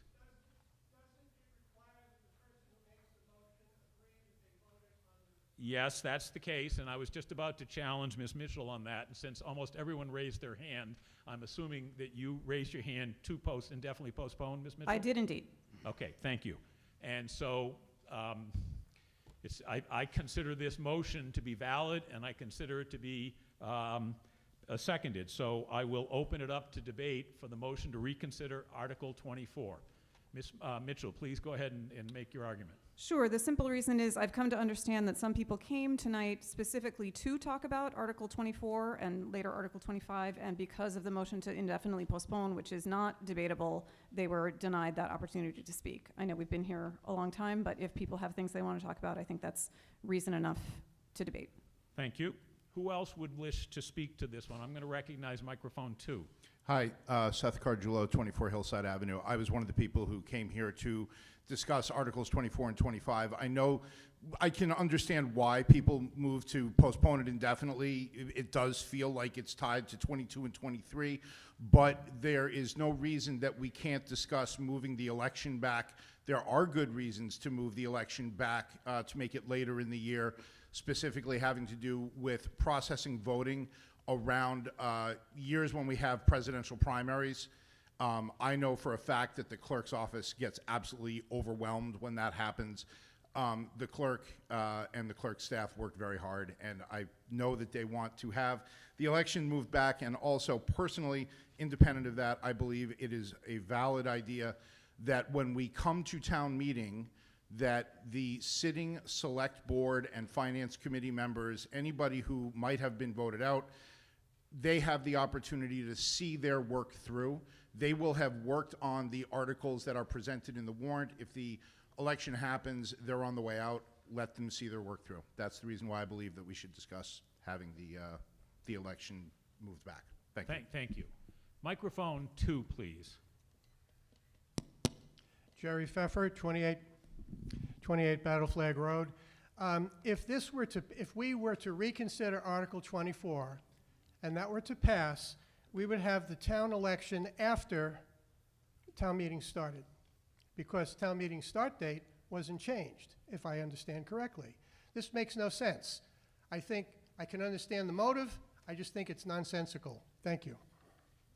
Thank you. Microphone 3, please. Ann Bickford, 197 North Road. I want to confirm that the Finance Committee positions are not elected, so that they, following up on the previous speaker, if the town election was after Finance Committee, the Finance Committee is not going to change over because they're July appointments. Is that correct? Yes. Okay. So really it's about the selectmen and probably the town moderator and other positions that Do they need to see their system through? And I think it could be argued either way. I would love to hear from the selectmen, who have been, voted in and then right away have town meeting, versus holding out a term to vote on things that you're not going to be there to carry forth on. So I think it can work both ways, and I would be interested in hearing from any selectmen who had to rush to get up to speed in time for town meeting of their view of this. Thank you. Thank you. I'm going to recognize microphone 2 again, second time. Seth Cardullo, 24 Hillside Avenue. I apologize for saying Finance Committee. Yes, you are correct that they are appointed. However, all of the other boards and committees which are elected will frequently have articles in the warrant that are relevant to them. So I apologize for misspeaking. I'll be done now. Thank you. Microphone 2, please. Mark Siegenthaler, 20 Anthony Road. Mr. Moderator, I'm confused as to whether or not we are debating the motion to reconsider or where we're actually, now we're talking about Article 24. So which is it that you'd like us to be speaking to? Well, we are debating the motion to reconsider, but I think that most people, to make a good decision on that motion, want to understand the implications of bringing it back into play and why they might change their mind on the initial motion. So I don't consider any of the debate happening so far to be out of scope. Okay, well then I will speak against reconsidering Article 24 because there are some significant flaws with the proposed dates with Article 24. To start with, it would drop the election directly into the first week of April, which is possibly the Saturday before Easter, possibly the Saturday of Passover. Not completely clear exactly how we would handle that. The article as written requires the select board to give 60 days notice if they were going to change the election, which is also problematic that we would go through a process. We would vote 2/3 to change the charter, have to vote it at the election, and then wait to see if 3 of the select board would like to move the election in any given year without giving a reason in the bylaw for why they would do that, and in fact not even saying there would have to be a Saturday election. Possibly they could say, let's experiment and let's try a Thursday, let's try a Tuesday, I don't know. That's a real issue. I also think it's an issue to have the election after town meeting, because you are then inviting anyone and everyone who's running for election in the subsequent election to stand up and tell you just how deeply they feel about the values of our community and how important it is for you to know their view on virtually every article at town meeting. You're basically asking for town meeting to turn into an election campaign process because you've moved the election to after town meeting. I personally don't really want 2 or 3 days of electioneering at town meeting. It's a business meeting. I think it would be very difficult to control the discussion. And I don't mean to disparage all my fellow candidates. I mean, we all know we've run a lot, but I just think it's basically a bad idea. So for all of those reasons, there's no reason to reconsider this because it was the right decision to say no. Thank you. Did you have a point of order, Dan? I know, but so people are questioning whether we're on the scope of the motion to reconsider, but in this type of motion, I consider the scope of the merits of the reconsideration to be almost directly and compatibly tied with the arguments in favor of the main motion, so I can't really parse that. And this arrived pretty quickly, so I'm giving people a little more time than I might normal to decide they want to speak to this, so I'll keep debate open a few minutes more, and I'm going to recognize microphone 2. Walter St. Ange, 102 Pine Hill Road. A motion to postpone an article indefinitely is not a vote on the main motion. I'm not sure this is a proper subject for reconsideration, frankly. I think reconsideration is intended to apply only to the main motion. So I'd like some clarification if in fact, because, I mean, recall that we're told you cannot debate a motion to postpone indefinitely. It requires a 2/3 vote. There's just that ends discussion because you never really get to the subject matter. It's off the table, if you will, as if it never was brought forward, and it can be brought back at another town meeting, of course, but I'm not sure that a motion to reconsideration is appropriate, so I'd like a ruling on that, please. Thank you. I know that there is no Bedford town meeting that addresses this specifically. I will ask town council to join me, and I believe that Town Meeting Times, which is one of our sources, does indicate which types of motions reconsideration may be called for and which not. So if you give me a minute, I'm going to see what town meeting has to say about it.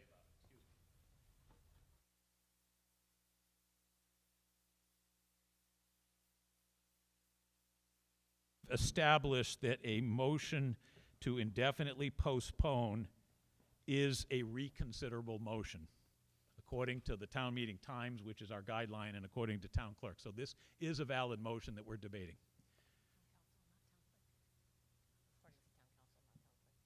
According to town council, yes. I'm going to give town council the lead on that. Although in our bylaw, we talk about the rules, and it's charter first, bylaw second, rules adopted at town meeting third, okay? And then town meeting times is fourth. So this is an authoritative resource as to how we choose to conduct our meetings. Please, go ahead, microphone 2. Stephanie Keep, 12 Great Road. Almost forgot my address. It's been a long day. I just, with respect to people who spoke, I think saying this could turn into a campaign event, I don't think people in this town need to, we can talk forever under any circumstances. I don't think that's a good reason. There are some of us that are here specifically to speak about this motion in particular ways, and all we're asking is that we get to talk about it. It's allowable. You can make it a short debate, however you want to handle it, Mr. Moderator. We're just asking for the opportunity to perhaps shed some light on why moving the date is important. I'm going to accept that advice and recognize one more speaker before we make a vote on this. Microphone 1, please. Thank you, Mr. Moderator. Sean Hannigan, 5 Hunt Road. Again, speaking just for myself on this. Ms. Bickford had asked someone from the select board to say what happens when a newly elected select board member has a town meeting a few weeks later. And typically what happens is that select board member gets one relatively minor article like bills of prior year, and that system seems to have worked okay.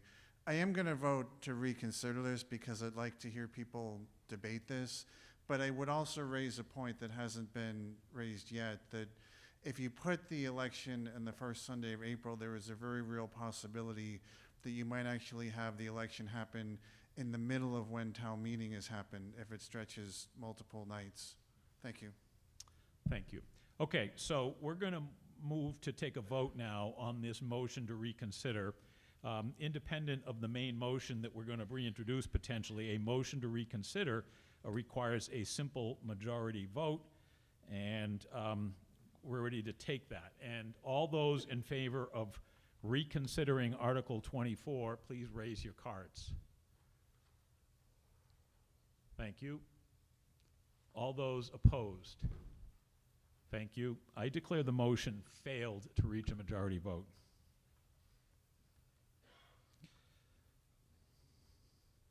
So perhaps people got a chance to at least make their arguments. And again, we would not make a second reconsideration on business that's already been reconsidered once, but certainly the next article could be, but it might be a waste of time. Thank you. Okay, so we're going to move on now and give me a chance to get back to, I think it's Article 27, which is the new article. Mr. Mortensen, this will be presented as a single motion. It's making clarifying points on a lot of different parts, but since they're clarifying only, this is not going to be segregated, divided into separate holds or votes, debates. Go ahead, Mr. Mortensen. Sure. Paul Mortensen, 4 Wellington Way for the Select Board. I move that the town amend the town charter as printed in Article 27 of the warrant, less the phrase or pass any vote or take any action relative thereto. And do I have a second? Motion's been made and second. Go ahead, Mr. Mortensen. yeah, these changes truly are grammar, formatting, and typographical errors. No policy changes, and it improves readability and internal consistency. Doesn't change governance structure or authority. And the Select Board recommends approval. Finance Committee, please. Ben Thomas Appletree for the Finance Committee. The Finance Committee recommends your approval of this article. Thank you. Does anyone wish to be heard on this motion? Seeing no one come to the microphones, we're going to move right to a vote. This is a charter amendment which requires a 2/3 majority in the subsequent approval at a town election. All those in favor, please raise your cards. Thank you. All those opposed? Thank you. I declare that passed by the 2/3 majority. Before we move on to the next article, I am going to exercise moderator's discretion and choose to advance Article 32. And I will explain briefly why I'm doing that, but for those of you that want to look at this, one component of Article 28, which are substantive changes to the general bylaws, specifically the section in General Bylaw Article 43, Landover Responsibilities, is seeking to insert new language in that general bylaw which would not be subject to amendment, and also only subject to a majority vote. Identically, in zoning bylaw Article 32, we're seeking to correlate the exact same new interpretation in a zoning bylaw that requires a 2/3 majority vote and is potentially amendable. So I don't want us to get painted into a corner and go down a dead end. It's generally good practice to address the higher threshold one before the lesser threshold one. And since Article 32 is a standalone on the topic itself, and Article 28 is going to be a multi-item article that's going to have separate subcomponents to it, I am choosing to address Article 32 before we then move on to Article 28. So if you have a point of order at the microphone, you could speak up. Otherwise, we're going to have Article 32 presented now by Mr. Hannigan. Sean Hannigan, 5 Hunt Road, this time speaking for the Select Board. I move that the town amend the Bedford zoning bylaws as printed in Article 32 of the warrant, less the phrase, or pass any vote or take any action relative thereto. Motion's been made and seconded. Go ahead, Mr. Hannigan. Article 32 clarifies the language concerning outdoor storage of vehicles in yards where the vehicles are not being used for driving on roads. This came about due to some abutter concerns regarding several properties in town with multiple such vehicles. The proposed wording maintains the intent of the original bylaw while addressing the possibility that a homeowner could store multiple inoperable vehicles outside in their yard by registering the cars but not intending to drive them. Under the proposed change, storing multiple inoperable vehicles outside on one's property would require a special permit by the Zoning Board of Appeals. The Select Board recommends approval. Thank you. Finance Committee, do you have a recommendation? Ben Thomas, Apple Tree Lane for the Finance Committee. The Finance Committee recommends your approval of this article. Thank you. And I'm going to recognize, I think, the Planning Board. Do you have a recommendation? The Planning Board? Microphone 3, please. Todd Crowley, 31 Springs Road, Bedford. Having the Select Board present a zoning article is a wonderful thing, so the Planning Board... I'm sorry, Todd, are you speaking for the... I'm sorry. Yes, okay, I apologize. Planning Board recommendation. Go ahead. I'm speaking on behalf of the Planning Board, yes. Thank you. So with that, the Planning Board heard about problems being experienced by neighbors of a property on South Road in late 2024 and was sympathetic. We understand that the situation was approved somewhat by enforcement action under the current zoning bylaw, but that the wording limited how far the problem could be addressed, and that there may be 1 or 2 similar situations elsewhere in town. Once the Select Board proposed a change to tighten the wording of the zoning bylaw together with a parallel general bylaw, the Planning Board held a public hearing on the zoning amendment on March 10th, 2026, and voted to recommend the amendment. Therefore, the Planning Board recommends approval of Article 32 as proposed. Thank you. Okay, anyone else that wishes to be heard, I'm going to recognize microphone 2. Patty Dahlgren, 383 South Road. I ask for your yes vote on Article 32, which addresses cars stored on residential properties. It closes an unintended loophole and benefits the town in general. With your yes vote, every residential property is still entitled to store one unregistered, uninspected, inoperable car outside on your property. Nothing has changed, and the one dead car allowance remains unchanged. So grandma's or the car your kid is working on is safe. This amendment adds the requirement that stored motor vehicles be inspected. It adds the word inspected to the existing bylaw, which only references registered. So why isn't registered enough? Because a residential junkyard, imagine 10 to 20 dead cars next door to any of you, is legal if they are all under 10,000 pound gross weight with a 135-inch wheelbase. I live across the street from a house with 10 dead cars. It's a car graveyard, a junkyard. All were towed in because they don't run. Not one has moved in 19 years under its own power. It's not against the law because the 10 inoperable junkers are all registered with plates. This is actually possible. Without the word inspected, nothing can be done. Imagine being his neighbor. Your future, your finances, your retirement plans derailed. Without your yes vote, one single resident can decimate your property value and wreck your ability to sell. Without your yes vote, what happened in our neighborhood can happen to anyone in town.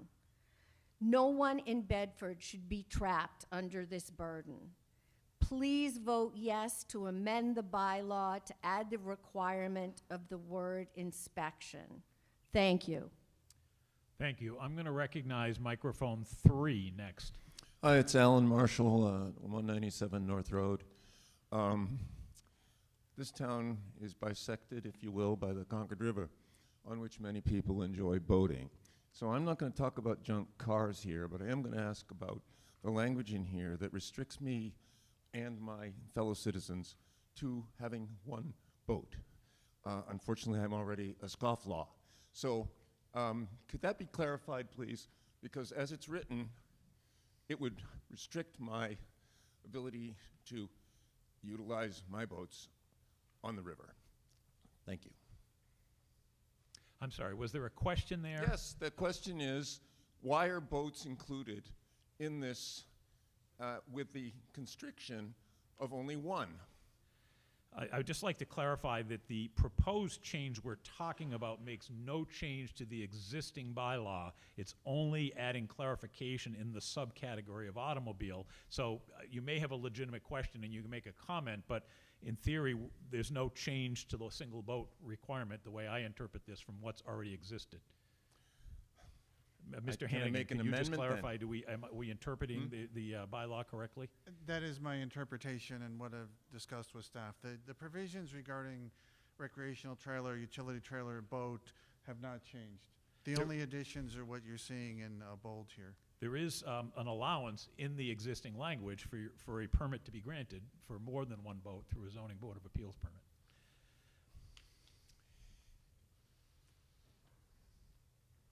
Thank you. Okay, microphone 4, please. Nicholas Howard, 7 Daniels Drive. In the presentation and in the comment, both use the phrase outside, but nowhere in this amendment does it actually say outside. Am I mistaken that this would prohibit having a second unregistered or a second registered but uninspected vehicle sitting in a garage? That's a good question, Mr. Howard. If it's not visible to the street, and I discussed this with the code enforcement director, that doesn't count under this. You can put whatever you want in your garage. All right, thank you. Microphone 2, please. Benjamin Bennett, 28 Rand Place. I just have a minor question about the wording on the screen. It says vehicle is or not stored. The paper version says is not stored, and then the latest PDF on the website has is struck out and says are. I'm just curious if we need to come back again in a future one and re-amend this. I'd rather just get it straight tonight. So I think we've had some slide errors in the past, and it's what's printed in the warrant that's operative because that's the way the motion was made. The downloaded latest or the paper printout?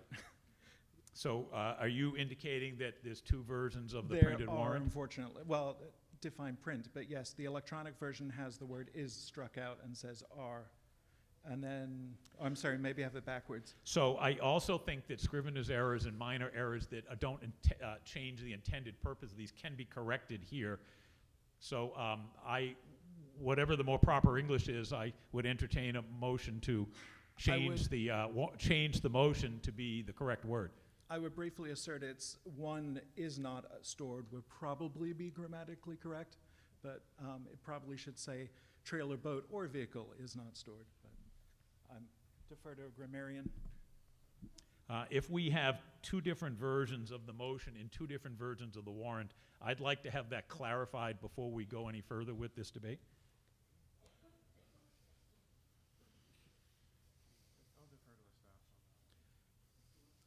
Yeah, please come forward, and if you don't mind, Mr. Hannigan, could you just present that, through Mr. Hannigan, let's go to town manager on that. This is correctable on the floor, I don't know which is the proper correction.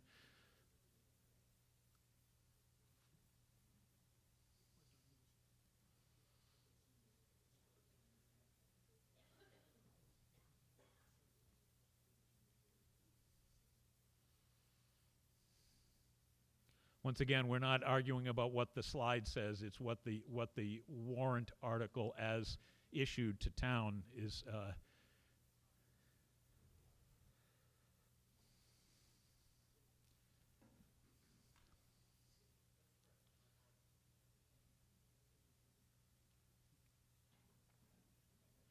And if we've agreed on what the correct verb is, we can just have Mr. Hannigan amend his motion to also say as printed in the warrant, except to replace the word is for are or are for is, if whatever the correction is needs to happen.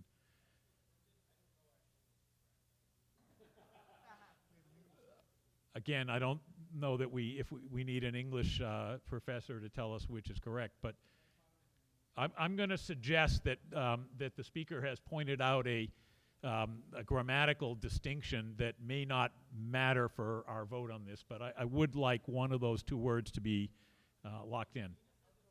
It's good?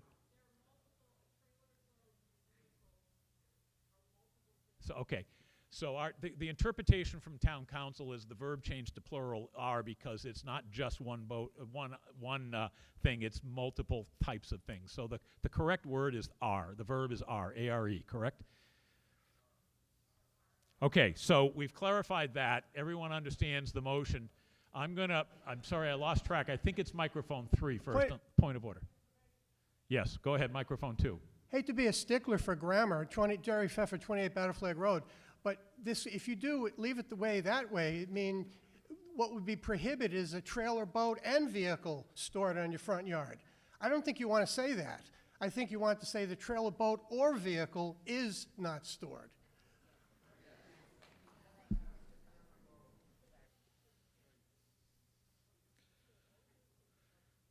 If I weren't insisting that we address Article 32 before 28, I would put this on the table for a short while so we can move on to something else. But it's important to get this one sorted out to get back to Article 28. So, microphone. Try it now, Sean. Okay. My understanding is that there's one recreational trailer, home utility boat, that's a category, and one unregistered, uninspected, non-operable automobile. So you can effectively, correct me if I'm wrong, staff, but you can have one of each. Yes. So therefore it becomes R because it's plural.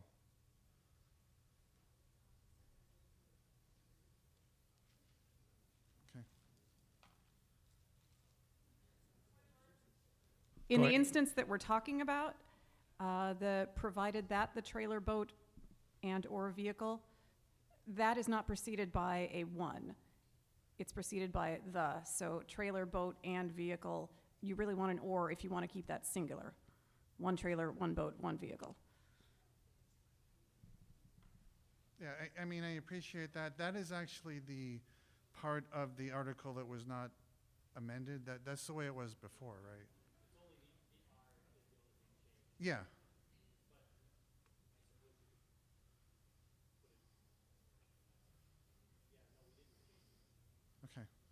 So the clarification that just came for those that can't hear, the current motion isn't actually changing that verb. The current motion is changing other words, and that verb already exists in the zoning bylaw.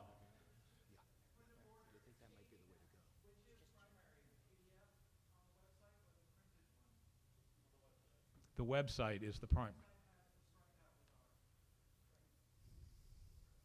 Could I ask the town manager, please, to step up and just clarify this for us, if you'd be willing? I'm confused myself on where we're at here. I'm not going to be able to proceed with a discussion and a vote unless we know exactly what we're voting for.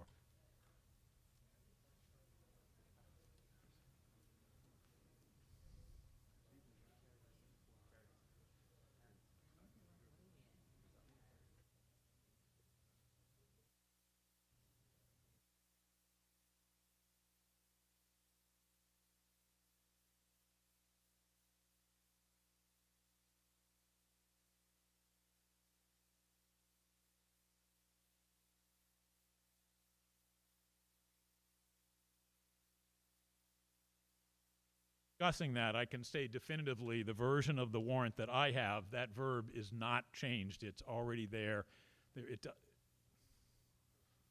Go ahead. I mean, through you, Mr. Moderator, what's on the screen now and what matches the website is the version that was posted with the constable, and it's what town council intended. And you know, our final review, and correct me if I'm wrong, Nina, this is what you believe is the most accurate language.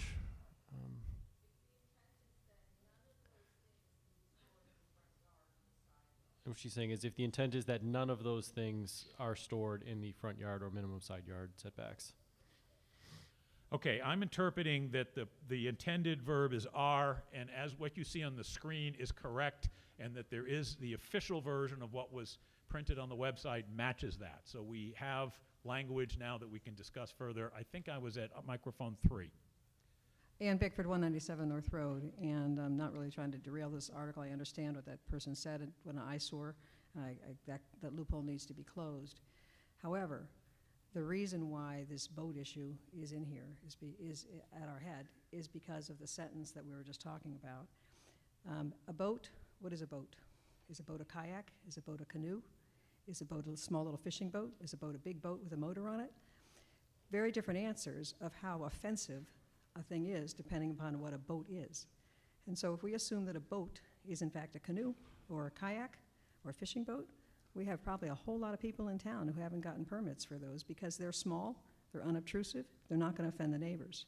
So not here, but at future reviews of this article, I think we really should take a look at this question of boat and whether it even belongs in here, okay? Because I don't think it does. I think this is an article that really should be about junk cars, and if I looked back at an early bylaws, in fact, zoning bylaws, in fact, it was just about cars and junk cars. So somehow we got a little off there somewhere through the years. I think that should be looked at. But the reason why, but that's a comment. I think that given Mr. Hannigan's response to the last question asked over here, if you put up a fence, say you don't have a garage, but you have a fence, and so nobody can see it, it's not in sight, then it could still be stored in your front yard, only nobody can see it because you've got a 10-foot fence. So is that allowable? The words seem to say it is allowable as long as it's not visible. And if that's allowable, then I think we want to potentially amend this, a motion to amend, to add, so vehicles are not stored in the front yard or the minimum side yards unless those front yards or side yards can't be seen by neighbors or whatever due to a fence or whatever. I mean, I think that's my question. So, Mr. Hennig, I guess I'd like your opinion on that, of whether that's doable and whether that makes sense given your answer to the last question. I'm just going to step in here because I'm worried that we might be moving beyond the scope. While the entire section was printed in the warrant article, and I would probably entertain a motion to amend words that are not in bold here, the intended change in scope of this particular motion was only the bolded words, and it only related to the vehicle portions having to be uninspected. So feel free to make an amendment and we'll discuss it. Otherwise, I feel like clarifying whether the verb was is or are is appropriate, clarifying whether we want to add the extra condition of uninspected is appropriate. Trying to deviate too much from the rest of this may not be within the scope of this particular article. but you can always try. Wait for Mr. Hannigan a second. Good. Thank you for that question, Ms. Bickford. In preparation for this, I tried to think of every edge case I could, and I didn't think of that one. From what I understand, though, from talking to the staff, is that would not be allowed, even with a 10-foot fence, because it's still outside. You could still see it if you're in someone's second floor window, et cetera. So it wouldn't be allowed. Okay, thank you. Microphone 4, please. Balut, 14 Caribou Street. I'm interested in the concept of someone who has a trailer, but they don't actually have a side yard or back driveway. We have a neighbor who does a lot for the town and has no place to put a trailer that would be in a side yard because of the size of the house. So for people who have smaller properties and want to be able to have a trailer to go take their grandkids or whatever out, they won't have a possibility of doing that under this. So I liked Ms. Bickford's idea about an amendment on this, but it sounds like that wouldn't work. But I want to understand the scope of it. Unless you have an ability to put something either in a garage or further back behind the house, it sounds as if you would not be able to have a trailer. Is that correct? Go ahead, Mr. Hennigan. So thank you, Ms. Ballou. So you would be able to have one trailer. You were able to do that before. This article does not change it. It allows for one such trailer. But they can't be stored in the front yard. So if only when somebody has a driveway in front, which one of our neighbors does, he won't be able to have wouldn't be able to have a trailer So, there. okay, I see your point, that there's no backyard. Look, can I just interrupt here, please? I'm going to start getting a little stricter on the scope of what we're discussing here. Zoning bylaws, according to the town rules, may not be changed in any way other than make them less restrictive. And there's a high threshold of making sure that the citizenry is warned about what's being discussed that night. And even though we have to reference the entire section here, it's really the bolded language that, in my interpretation, is within the scope. And if we start amending this motion to involve other things like boats and other things, I may interpret that citizens have not been properly warned to be here tonight to address such amendments. They may just go beyond the scope of what we're talking about. So just a warning. I just want to understand what I'm voting for. And what I'm voting for, it looks like, it's the whole article. It's not just the changed language. And the article is saying that Let me clarify. What you're seeing on the screen is already existing, except for the bolded language. So what we're voting to do is to insert the bolded language only.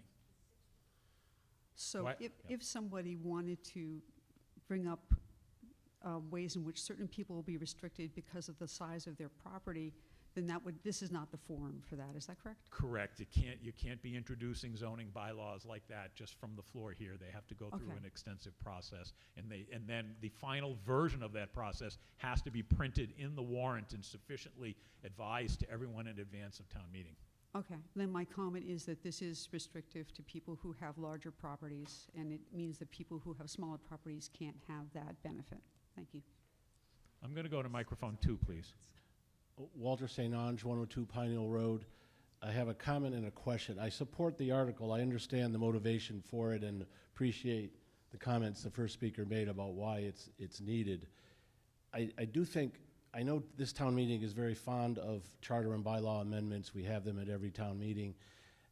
I think this particular language, the existing language, is problematic. I just have a question. The first sentence says the storage of one recreation trailer, home utility trailer, boat, and one vehicle shall be permitted. Then the last sentence says the storage of more than one trailer, boat, and vehicle may be authorized by special permit. But the first sentence refers to two trailers separately, not as one or the other. It just seems the language next time we get around to this, presumably one of these days, I think that should be fixed too. And I promise if you don't bring back a charter or bylaw amendment to the next annual town meeting, I'll ask fewer questions. Thank you. Thank you. I'm going to recognize one more speaker, and we're going to move to a vote. Microphone 2, please. Joel Parks, 13 Ledger Drive. I also have many problems with this article, but I will limit it to the change that's proposed, and I have issue with non-operable. So I don't have a problem with uninspected, but non-operable to me is one that I can't drive out of the driveway. And, you know, I have a couple of old cars, and every so often I sit in it and turn the key and nothing happens. That makes it non-operable. And if I have another one that does the same thing that day, then I'm in violation, right? So I don't really like the way this is written, but I'm going to vote for it anyway because I'm sympathetic. But I'd like you to fix this the next time we fix all these other things about boats and kayaks and... Mr. Hannigan, would you care to respond to his interpretation?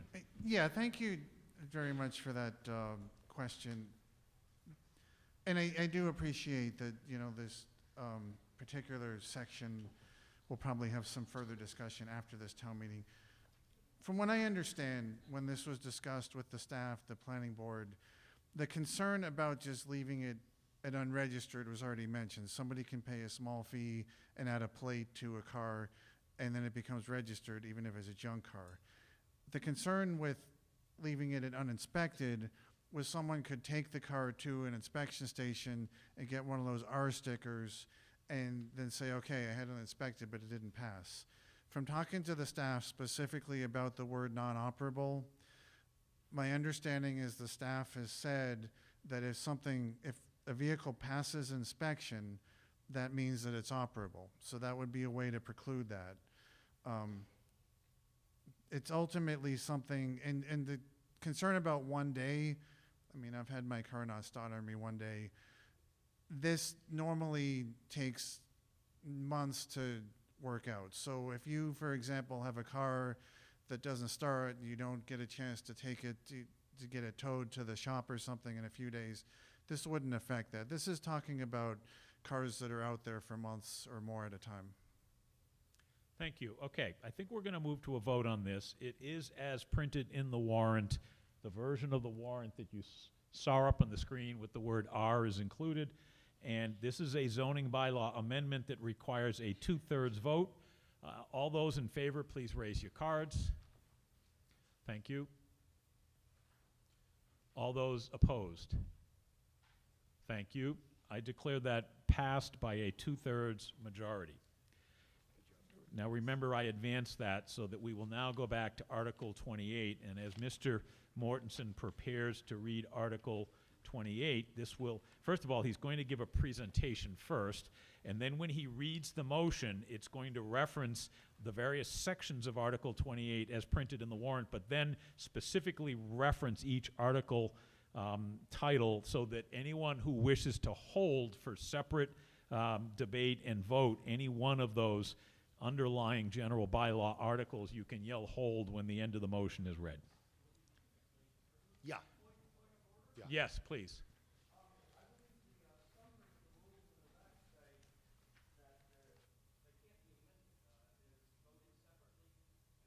No, we are going to divide the article into various components, which will allow us to separately debate, presumably only the ones that are held, that saves time, and vote each subsection.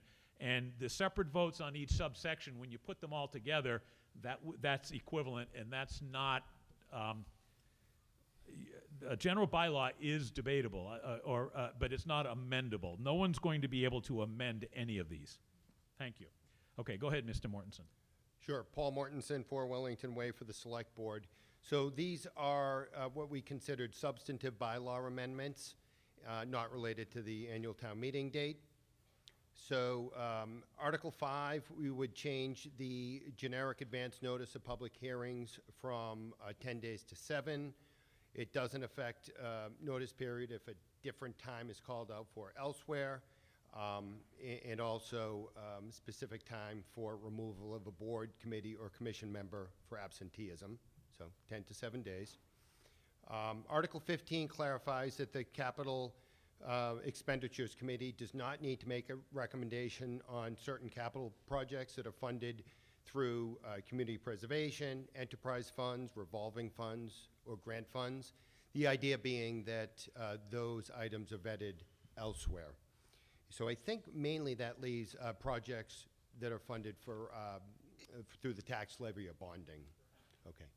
Next, Articles 22 and 23, essentially, they eliminate the Bedford Housing Partnership and it's rolled into what's in Article 23, which is the Municipal Affordable Housing Trust. The responsibilities of the Bedford Housing Partnership are pretty well listed in the Municipal Affordable Housing Trust responsibilities, so we think those are melded together well. The Historic Preservation Commission membership is reduced from 7 to 5 members, the idea being that they can have a quorum with 3 members instead of the now required 4. Article 30 would conform the bylaws to what I think are now no longer proposed, but charter changes related to the Volunteer Coordinating Committee, so it would just make things consistent. Article 39 authorizes the zoning board to waive dimensional changes for signs. Article 43, we just talked about ad nauseum, so hopefully that's understood. If it's not, I'll call Sean back up, phone a friend. And Article 46 eliminates time restrictions that currently exist on the Minuteman Bikeway. We identified no public safety concerns with no time limit. And that's it. So I'm going to make the motion, and again, someone can yell out, hold. Yes, at the end of each motion, he will mention each of those underlying article titles separately, and that's when you could just yell hold for any that you want to discuss further. Okay. I move that the town amend the following articles of the general bylaws as printed in Article 28 of the warrant, less the phrase, or pass any vote or take any action relative to thereto. Article 5, officers of the town. Article 15, Capital Expenditure Committee. Article 22, Bedford Housing Partnership. Article 23, Municipal Affordable Housing Trust. Article 29, Historic Preservation Commission. Article 30, Volunteer Coordinating Committee. Article 39, Signed Bylaw. Article 43, Landover Responsibilities. Article 46, Streets, Sidewalks, and Public Property. The Minuteman Bikeway one. Okay, second, the motion's been made and seconded. I'm just going to review these. We put a hold on Article 5, Article 15, Article 22, Article 23, Article 30, Article 39, and Article 43. The only 2 that we didn't put a hold on were Article 29 and Article 46. It's been my practice to address the held items first. I don't know that there's any correlation between each of these. They all stand on their own, but I'll continue that practice so I don't confuse you. As we discussed, this is a general bylaw amendment, so none of these languages can be amended except to correct a printing error. So let's jump in. Whoever wishes to be heard about the Article 5 Officers of the Town Amendment, please approach a microphone. Oh, I'm sorry, I missed the recommendation. Mr. Mortensen, Select Board recommendation. Select Board recommends approval of this article. Finance Committee, please. Ben Thomas, Appletree for the Finance Committee. The Finance Committee recommends your approval of this article. Thank you. Microphone 2, please. I just had a question about meeting attendance, although I've realized it may not actually be relevant because I'm not sure if an appointed... I'm sorry, could you state your I'm name sorry. and address? Yeah. Ben Bennett, 28 Rand Place. My question is regarding people who have to take training for their position. Does that count if they haven't done it within the state prescribed time?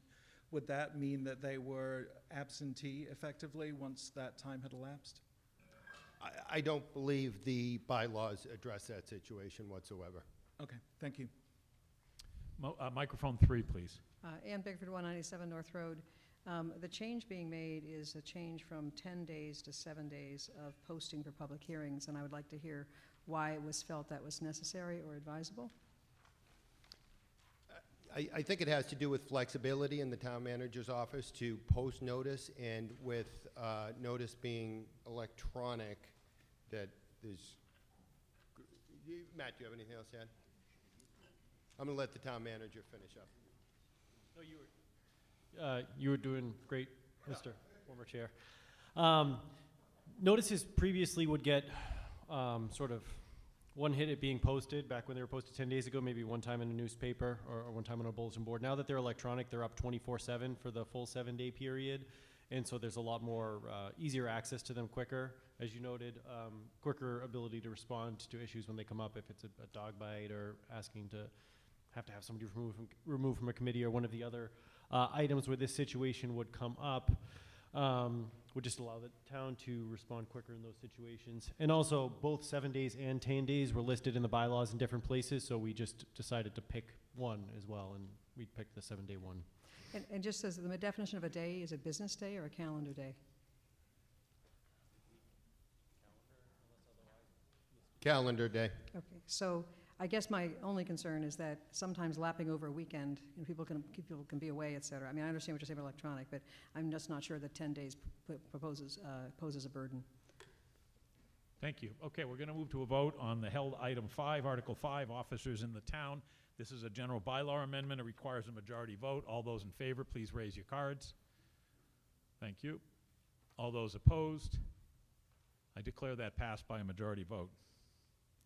Article 15, Capital Expenditure Committee. Microphone 2, please. Microphone 2, please. Walter St. Ange, 102 Pine Hill Road.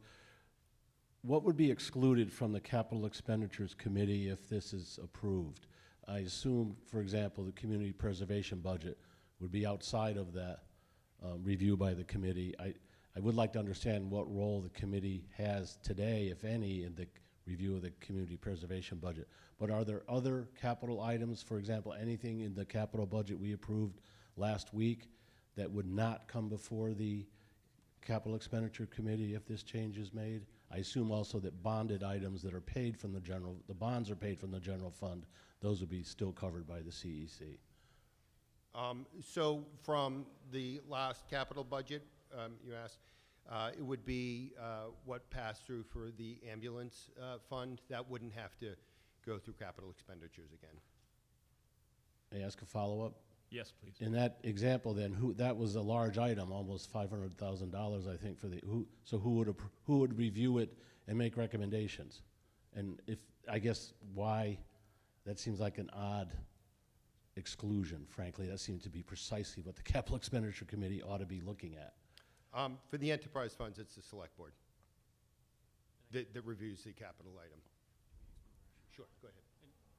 Town manager, please. Through you, Mr. Moderator, the rationale why for that is simply because the enterprise fund is going to be raising its own fees in order to meet any of its obligations, in this case, the debt service to fund, typically, the ambulance. And so items with their own funding sources, you don't typically want them competing against other items, because we essentially, in this case, know we're going to have or already do have the money available to fund that ambulance. So for the capital committee, they should be comparing, the argument is comparing apples to apples, not apples to oranges. So it's a little easier when you look at maybe the community preservation committee versus the enterprise fund, or a grant, which most definitely only has one funding source. But the rationale is if they have to grade and make recommendations on what should be funded and shouldn't be funded, you don't want to put an ambulance up against something that may push something else out. And I guess if I'm not explaining that clearly, if we chose not to fund the ambulance in this most recent capital plan, it would not have freed up $600,000 for the capital committee to put towards something else, because the funding for that ambulance was coming from a funding source that could only fund an ambulance. Thank you. Mr. Moderator, just note, I mistakenly held Article 22. I didn't mean to cover that one. Okay, I will see if anyone else chooses to, but anyways, microphone 4. Wait a second, microphone 4, please. Nicholas Howard, 7 Daniels Drive. Given, as we largely established last week, that it's been pretty fungible which ones we put into bonding versus general, I would advocate that we continue to have the general funds be reviewed by the Capital Expenditures Committee. Thank you. I do think that it does continue with this proposal. Okay, so we're going to move to a vote. Article 15, Capital Expenditure Committee change. Majority vote. All those in favor? Thank you. All those opposed? Thank you. I declare it passed by a majority vote. I'm not sure anyone now wishes to speak to Article 22 Bedford Housing Partnership. If anyone does, please approach the microphone. Okay, microphone 4, please. Nicholas Howard, 7 Daniels Drive. I believe this was somewhat covered last week, but I would like a better understanding of exactly why we are moving from having these two be separate and instead having them together, and what advantages are being gained or lost by making that change. Sure. The advantage is that the responsibilities and the purposes, I don't say exactly overlap, but pretty darn close. But the principal one is that the folks who are currently in the Bedford partnership cannot make quorum most of the time. So with those responsibilities added to the Municipal Affordable Housing Trust, which regularly meets quorum, that's the good thing. Thank you. Okay, we're going to move right to a vote. This is just the Article 22 change, which strikes that article completely. All those in favor, please raise your cards. Thank you. All those opposed? Thank you. I declare that passed by a majority vote. If anyone wants to talk separately about Article 23 that's related to what we just did, but we can speak about it independently, microphone 2, please. St. Ange, 102 Pine Hill Road. I just have a question about at the bottom of the page, well, on the screen, it talks about the 23.4 responsibilities of the Housing Trust, and the first bullet, which I think is already in its responsibilities in a different order, but it's a reference to works to increase public awareness of the town's responsibility to take affirmative action with respect to meeting the region's housing needs. And then further on, there are points that talk about working to achieve the town's fair housing goals, et cetera.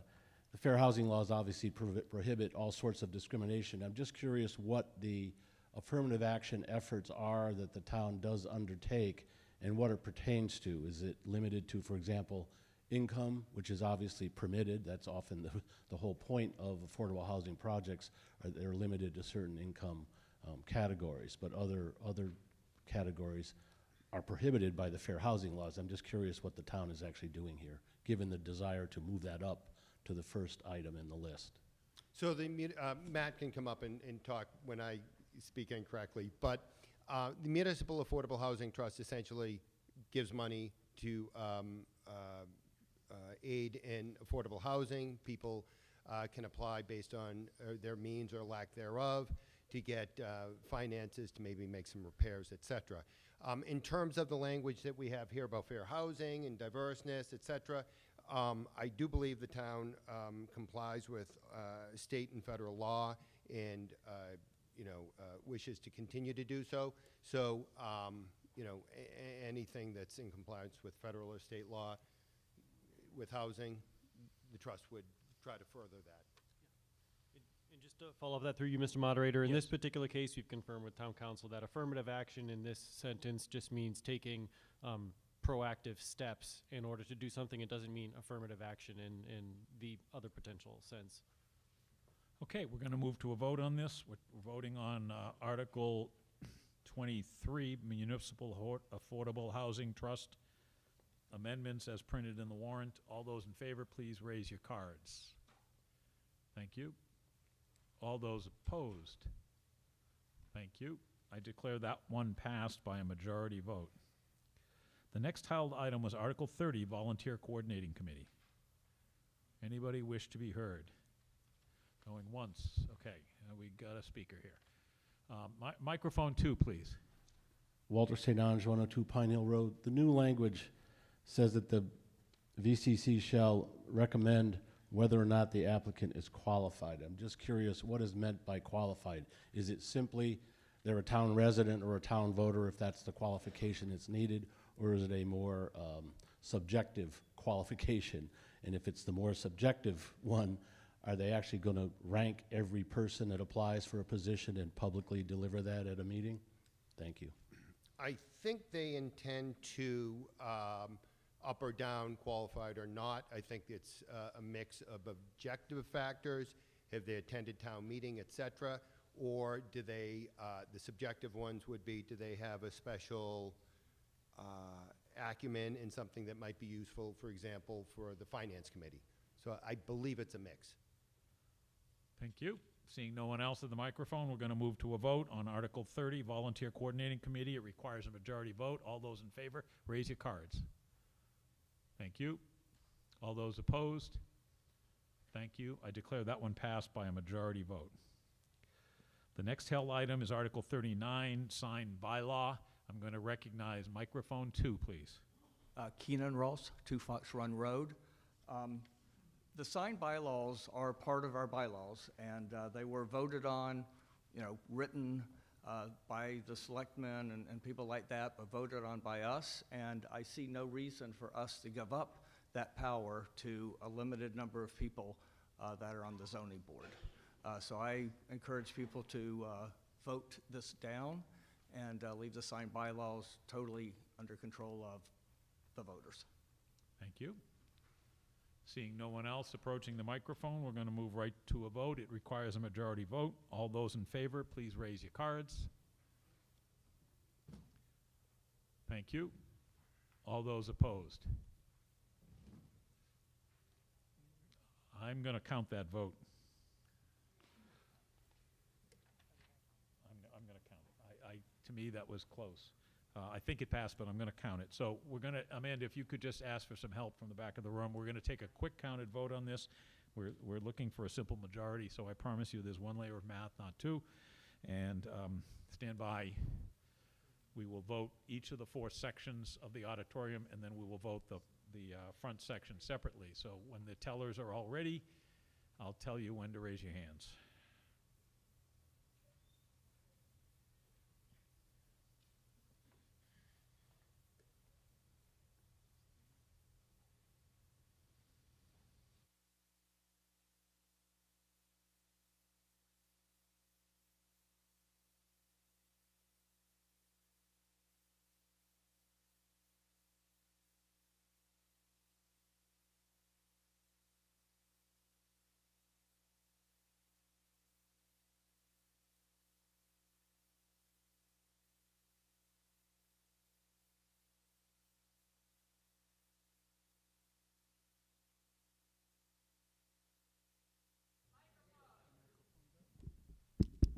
Okay, so we're going to do this by aisle, and when the tellers are ready, I'm going to call for the affirmative votes. Keep your cards raised until they do their job. They don't necessarily do it all quickly, and when they start walking back down the aisle, then you can lower your hands. We're going to do the affirmative votes first, those that are going to be in favor of this particular amendment.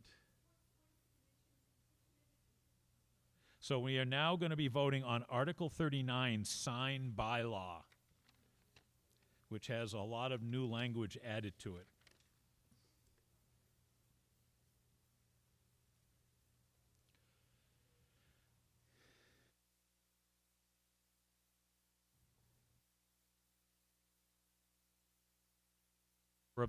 All those in favor of this amendment, please raise your cards and leave them raised, please.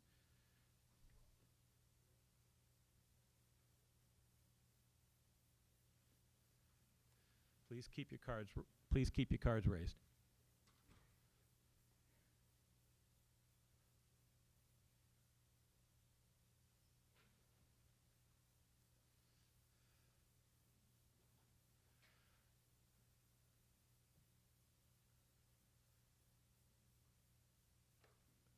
Okay, the tellers are all coming back. You may lower your cards. Let us write those votes down. Hold on a second. Okay, now the tellers appear to be ready for the negative votes. All those opposed to this amendment, please raise your cards.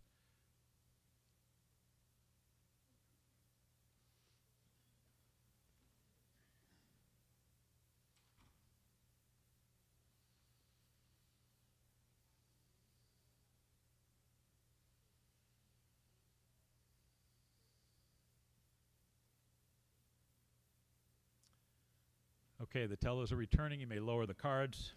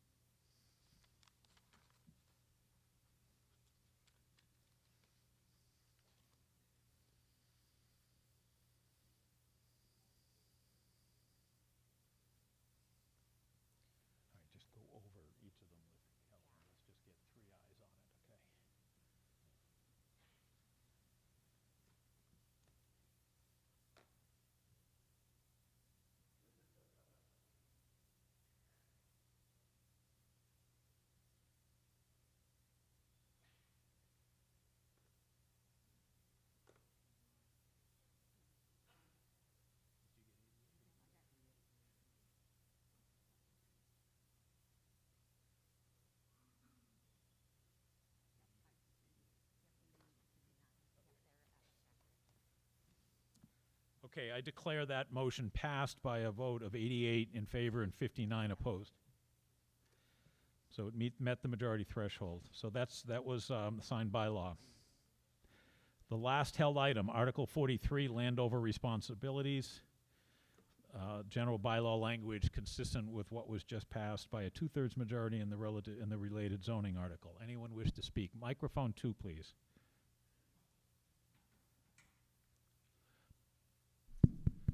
Jerry Pfeffer, 28 Battle Flag Road. It's the grammar issue that we talked about previously. On the screen there, it says, shall be permitted provided that the trailer, boat, and vehicle are not stored, I believe is what's intended. Is that correct? That is correct, and at least one official motion of the actual warrant uses the verb are, and there are some that say is, unfortunately, but what we approved in the zoning bylaw is ARE, and that's what we're voting for here. Thank you. Despite what it says up there. Microphone 3, please. Ann Bickford, just like somebody explain why we need to have this both as a zoning bylaw and as a general bylaw, given that not all zoning bylaws get put into the general bylaws. Why do we need this here in addition? Thank you. Can I have the microphone up front, please? Oh. Yeah, we couldn't hear you. Go ahead, Oh, try now. I'm sorry. One is, I think if it's a general bylaw, excuse me, the zoning bylaws, I believe you can have grandfathering of existing vehicles, whereas with the general bylaw, you cannot. And then, are there other different? Yeah, that's the main one. So you're saying if it was only a zoning bylaw, then existing vehicles would not have to be dealt with because they're there already? That's what you're saying? If they were appropriately grandfathered. How the grandfathering exactly works, I'm not certain. But with the...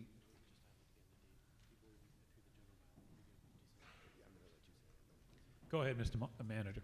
Through you, Mr. Moderator. Yep, that's exactly correct. There is the opportunity for grandfathering under the zoning bylaws, or someone could argue that.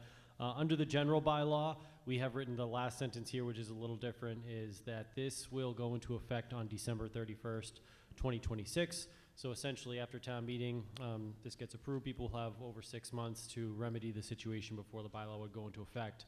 But there is no grandfathering under the general bylaw. Okay, thank you. One other question. Please. The printed warrant that was sent to my home and is also online has a final line that says the inspector of buildings is hereby designated and authorized as the officer charged with enforcement of this bylaw. That doesn't seem to be on the screen unless I've missed it. Did we take that off intentionally? We're checking. If it, you're saying what's online is correct? The slide should include that. So the language you just cited is part of the. We are intending to have that language in the bylaw. Correct. Thank you.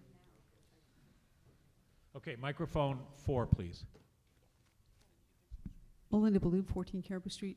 So if we were interested in amending these things, we need to do it in both places? What would that process be? Well, one of the reasons we why can't amend it here now, I understand, but I mean, we've already determined that we can only vote on what is here. But in the future, since it's in 2 places, how would we express some interest in changing? The likely answer is there might be multiple ways, but that's slightly out of the scope of what we're talking about tonight. It's not amendable tonight, and you've acknowledged that, but how you might change this in the future, there might be multiple ways to do it. Okay, thank you. Thank you. Microphone 2, please. Joel Parks, 13 Ledger Drive. So I repeat that this language is not really parsable. I write software for a living, and if I had to write a routine that implemented this and passed tests that I would write about it, it wouldn't work, because anybody can interpret the first sentence, the storage of 1 recreation trailer, comma, home utility trailer, comma, boat, and 1 unregistered, uninspected. I'm not going to continue, but it's ridiculous. Can I get an answer on whether we're going to propose fixing this in the next round of changes? You can make a comment, but you can't ask town what they're going to do next or put that burden on them. You can just make the comment that it should be and argue one way or another. I'm just going to comment that it's Thank you. Microphone 2, please. Walter St. Ange, 102 Pine Hill Road. What are the remedies that the town has for someone who violates this after the end of the year? Is it simply fines, or can the town come in and remove the junk cars? What's actually going to happen when someone is in violation?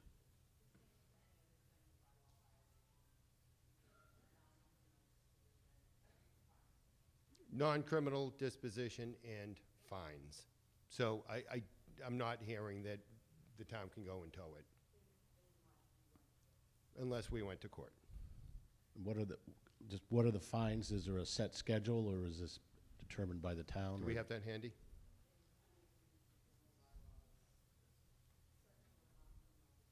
So while someone's looking at that, I will address just what we might do in the future, just as a point. I agree. When you get to the and or the or, it's brutally confusing. I know I've seen in other areas, and maybe in the future we can consider examples to clarify. Like examples could be our friend, because just a cold reading of and or, you know, kind of hard. I don't think we're going to come up with the exact dollar amount. So I think it's one going to be a of the dollar amount. one of the recommendations, Mr. Mortens, was to include a program coder in that. So someone who approaches it from a quantitative way might help. That might be helpful. Okay. Okay, so yeah, we don't have the dollar amount, but it's a dollar amount penalty. Okay, we're going to move to a vote on this. This is the landowner responsibilities Article 43. It requires a majority vote. All those in favor, please raise your cards. Thank you. All those opposed? Thank you. I declare that passed by a majority vote. Okay, so now we have the two unheld items that we're going to move right to a vote on those. Just to refresh your memory, this is Article 29, Historic Preservation Commission, and Article 46, Street, Sidewalks, and Public Property. Majority vote, we'll do both of these together. So this is just the two remaining unheld items. All those in favor, please raise your cards. Thank you. All those opposed? Thank you. I declare that passed by a majority vote. Article 29, General Bylaw Amendments, clarifying and formatting. Mr. Mortensen. Okay, if you can, next slide. I'm going to do the motion after I. And this will be moved all as one. There'll be no holds, I believe. Okay. I believe that we're consider these to be minor in nature, so there's no opportunity to divide the questions. You'll have to talk about any one part of it when we get to the debate section. Okay. Paul Mortensen again for the Select Board for Wellington Way. So these are duplicative or outdated provisions, eliminates language already governed by state law, streamlines the bylaws for clarity and usability. I do want to point out one, I have to admit, one slipped by that it would be fair to consider. It's a tad substantive, so I wanted to call it out in the interest of transparency. It is 11.44. Matt, can we go to that? Yeah. So we would increase the amount that the Select Board may settle a lawsuit from 5,000 to 50. So my apologies. I think I should have had that in the substantive. I still think it should go through because those are amounts that I think the Select Board would be capable of wisely handling, and those amounts should also be covered by the budget. So my apologies for that. Other than that, I think. Go ahead and read your motion then, Mr. Yeah. Morton, Oh, yeah. Thank you. Okay. Here we go. Sorry. I move that the town amend the general bylaws as printed in Article 29 of the warrant, less the phrase "or pass any vote or take any action relative thereto." Motion's been made and seconded. Go ahead. And I already did the presentation. The Select Board recommends approval. Finance Committee. Ben Thomas, Apple Tree Lane for the Finance Committee, which recommends your approval of this article. Okay, does anyone wish to speak to this one? Microphone 3, please. Hold on for the mic. Microphone 3, please. For one, I can't. It's not staying in anyway. So just one question. Please. Ann Bickford, 197 North Road. One question on the deletion of Article 11.6. The sections before that, 11.4.5 and 11.4.12, are preceded by something that says delete 11.4.5 through 11.4.12 because they're duplicative of 11.5 through 11.12. So they're just duplicative. This one then stands out as having no notation about why it's being deleted, and so I just seek to have an explanation of what 11.6, which is about conveyance of land. All conveyance of land or interest in land shall be signed by majority select board unless otherwise provided by law or voted at a town meeting and shall be sealed with the town seal. And that doesn't seem to be listed as duplicative, so why is it being taken out? Thank you.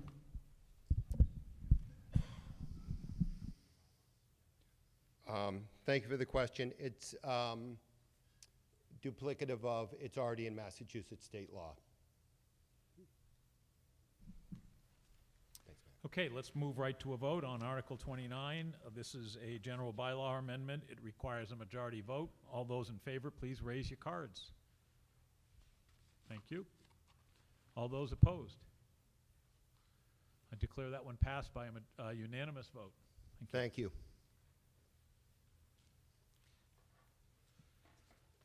Okay, the next article is Article 30, Cottage Overlay District, a zoning bylaw amendment. Mr. Hannigan, please. Oh, I'm sorry, it looks like Planning Board. Todd is, we're going to have a presentation before the motion by the Planning Board. Crowley. Mr. Crowley, please. I'll use the clicker probably, yeah. Thanks. Todd Crowley, 31 Springs Road, speaking on behalf of the Planning Board.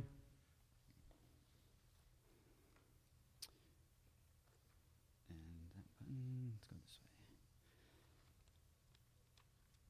All right. I'm here tonight to talk about Article 30, adding the Cottage Overlay District to the zoning bylaw. The Planning Board is proposing adding a new zoning bylaw district, new zoning bylaw section 11.7 called the Cottage Overlay District. Why do we want to do this? To provide opportunities for compact and attainable housing. This can accommodate a range of residents at different life stages, first-time homebuyers, families, older adults. The plan is to have it within walking distance of shopping, local services, community venues, and public transportation. It'll promote housing diversity and sustainable development. I want to stress that this is just adding a new overlay district to the zoning bylaws. It does not, this Article 30 does not apply it anywhere in town. To apply it anywhere in town, each location must be approved at town meeting by the citizens of the town.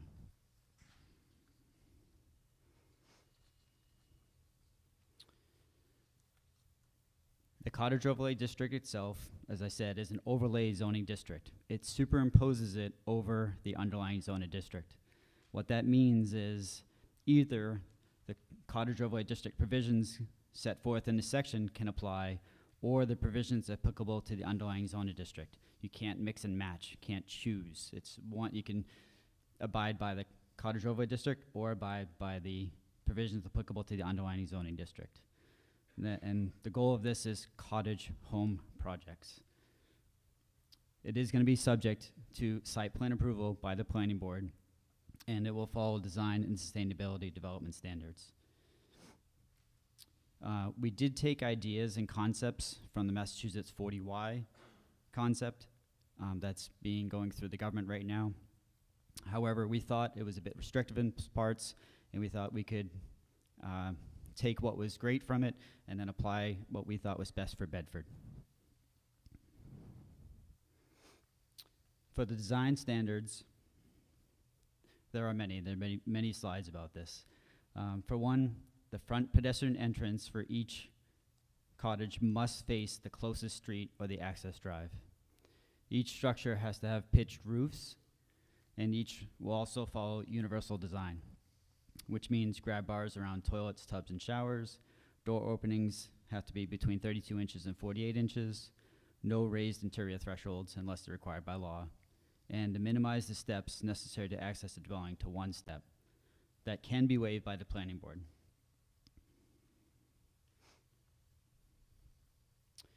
with sustainable development. The goal is energy efficiency, environmental protection, and stormwater management, and low impact with the development process. With this, each cottage overlay district must have a minimum of 2 of the following: use of pervious material in lieu of impervious materials, which means a minimum of the 20% of the total area that would be impervious must be pervious. Incorporation of green space within cul-de-sacs and boulevard islands. Passive house design features, which means avoidance of fossil fuel HVAC systems and appliances. Incorporation of rain gardens, bioswales, and non-structured stormwater controls. And clustering the development dwelling units to preserve open space.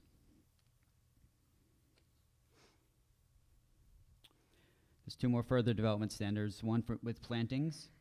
Trees and shrubs must be provided in the setbacks and within the development. There must be at least 1 tree required per dwelling unit. The tree can be new or existing. A minimum of 70% of trees and shrubs must be native. No invasive species are allowed. And a minimum of 70% of the trees must be shade trees. For parking, each home must be provided with off-street parking spaces. And each home can have no more than 1 garage space per unit. At least 1 securitable bicycle parking or storage space per dwelling unit is required. A garage does satisfy this requirement. So for the dimension and density standards, the minimum lot area of the development is 40,000 square feet. The maximum height is 2 stories or 30 feet.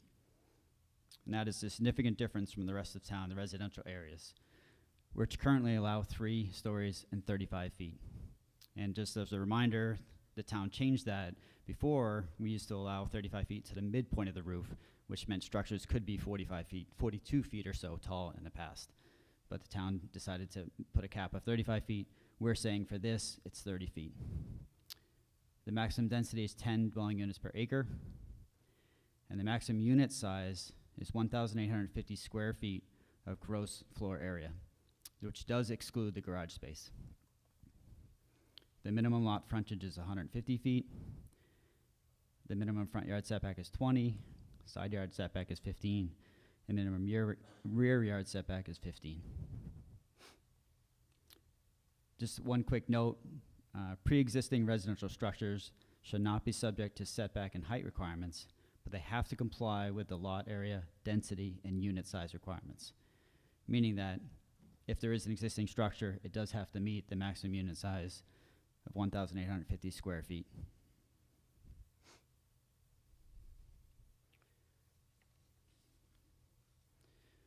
I just want to leave with some examples of what we're hoping to see.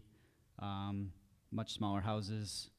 The one on the right may be too tall, tough to tell, but the idea with 1-car garage and 2 stories. I just want to emphasize that this is a zoning bylaw change. It is not applying it anywhere in town. Anywhere that it would be applied to would have to come in front of the town to vote on that particular area to see if it makes sense for the town of Bedford. And with that, open it up for any questions. Planning board recommends, what's your recommendation, please? The planning board recommends approval of this article. Okay, so now we haven't made the motion yet, so let's have the motion. I don't know if Mr. Crowley's doing it, or Mr. Yes, sir. Okay, so go ahead. I move that the town of Bedford adopt Article 30 as printed in the warrant, less the phrase, or pass any vote or take any action relative thereto. Okay, motion's been made and seconded. We've heard the recommendation from the planning board. Select board, do you have a recommendation? Dan Brosco, 57 Loomis Street. For the select board, we recommend approval of this article. Thank you. Finance committee? Ben Thomas, Appletree Lane for the Finance Committee. The Finance Committee recommends your disapproval of this article. Thank you. Okay, now I'm going to open this up to debate. If you want to be to speak, please approach a microphone. I'm going to recognize microphone 2, please. Jerry Pfeffer, 28 Battle Flag Road. I'm addressing the issue about minimizing steps necessary to access the dwelling to 1 step. Does that include a ramp It could be, because this is New England with snow, you know, you want to have your house a little bit above the snow level. I would think a ramp would satisfy it. Is that true?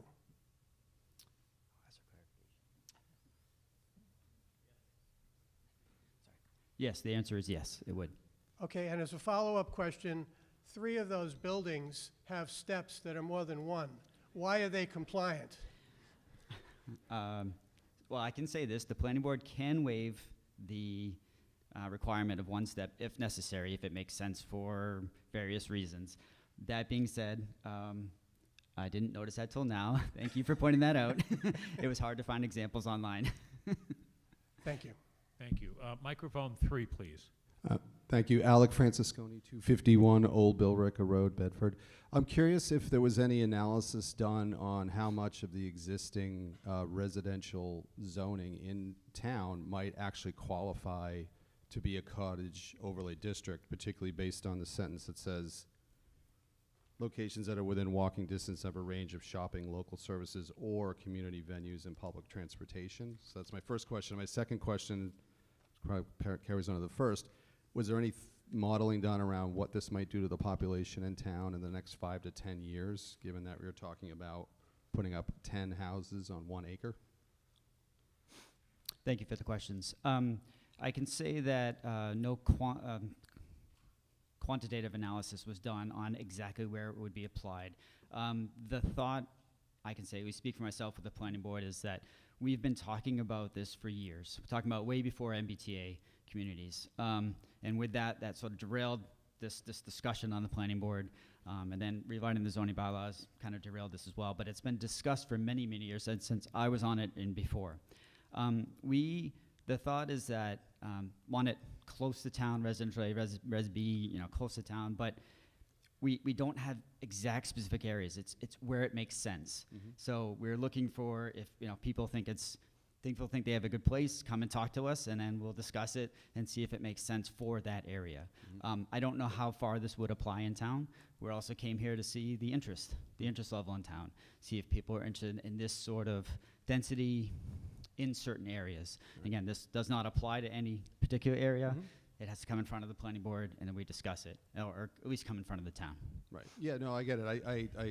The concept I get, and I love the design requirements and everything. It's just the density part that kind of struck me. There's just a lot. That's a lot per acre. That, you know, so when you think about like reality is you could look at Great Road and a lot of Great Road in the adjoining neighborhoods, and based on how this is written, they could qualify as those districts. And so you could see a scenario in 5 to 10 years where you have a lot of these districts, because if we've learned anything from the multifamily housing district passage in 2024 as a MBTA, we've seen a lot of development as a result of that, which is fine. But you know, you could really see an explosion of this. That's why I was curious if there was an analysis done. I mean, you could, but again, it has to come in front of the town. The town would have to vote it, say yes or no, and could easily say no if we get 3 acres of this over the next 2 years. Be like, all right, enough, and then it's done.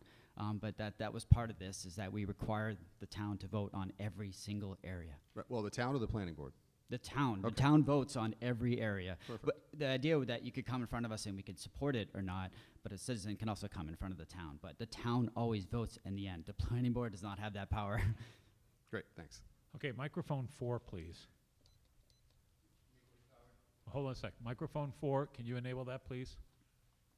And I believe Mr. Howard has some slides he'd like to project. Yes, I do. Thank you. We could be ready for that.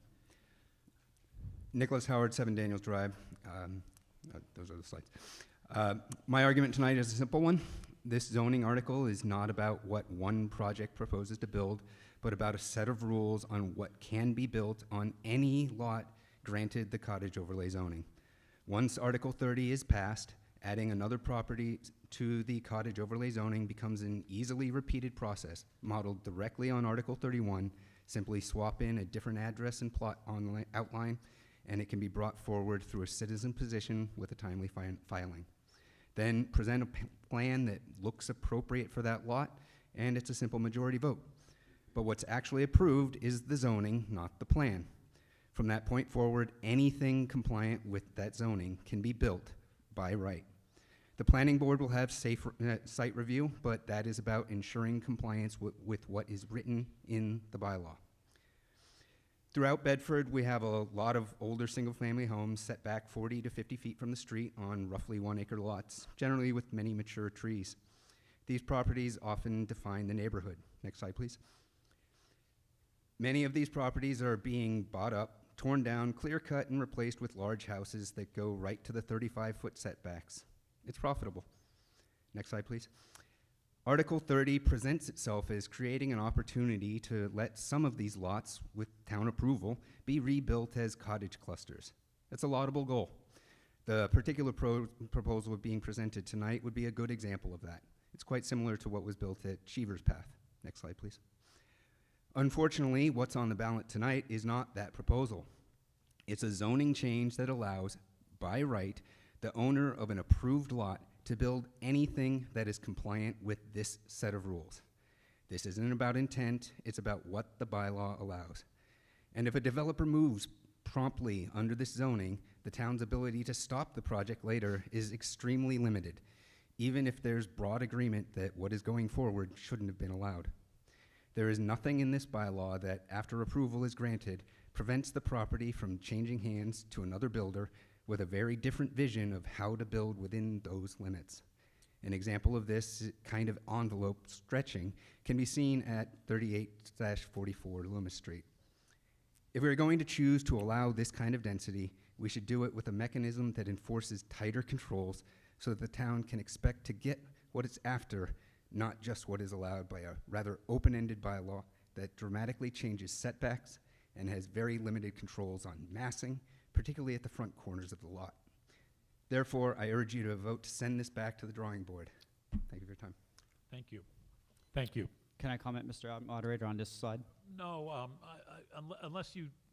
I no, just think this don't wanna slide get is it- not representative because the entrances do not face the main drive. The the parking is way more with impervious material. The height of the buildings is clearly more than 30 feet as well. I don't think this actually represents what can be done, and these are not cottages.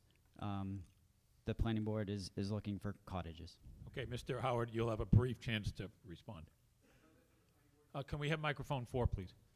I appreciate that's what the planning board is looking for. Unfortunately, what the actual laws allow, this is pretty much entirely in compliance. All of those entrances face the access road there. That road could easily be made out of pervious concrete. Okay, thank you, Mr. Howard. I'm going to move to microphone 1, please. Alethea Yates, 37 Shawshene Road. Mr. Moderator, like many people in this town, I really would wish that we had housing that was suitable for first-time home buyers, for our town employees, for retirees who wish to downsize. Those are very commendable goals, and I wish we could do those things. But the cost of building nowadays is such that that just isn't going to happen. The only way we'll get anything that's truly affordable is if it's subsidized or price restricted in some way. So with that in mind, let's review what we've got coming along for multifamily housing already. We've got out on Carlisle Road, 84 units that are going to be built soon. 210 Springs Road, the VA parking lot. I'm not sure how many are coming there. Railroad Ave, 20 units. 310 The Great Road next to the DPW, 16 units. And that's not including the MBTA housing projects. We just passed the MBTA multi-housing bylaws 2 years ago, only 2 years ago, and look what we've got already. At 38 to 34 Loomis, 14 units under construction. 18 Loomis, 4 units. 10 Weber, 4 units. 214 The Great Road, the one that's up on lifts right now, 10 units. Also in the works for 269 and 277 Great Road, 43 units.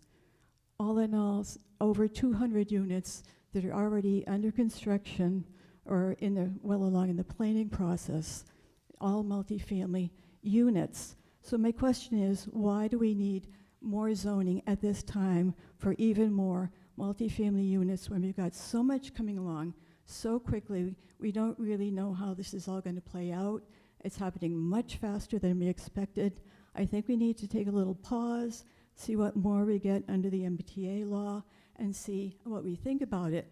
And in the MBTA law, there's the ticking time bomb that we're not really thinking about yet.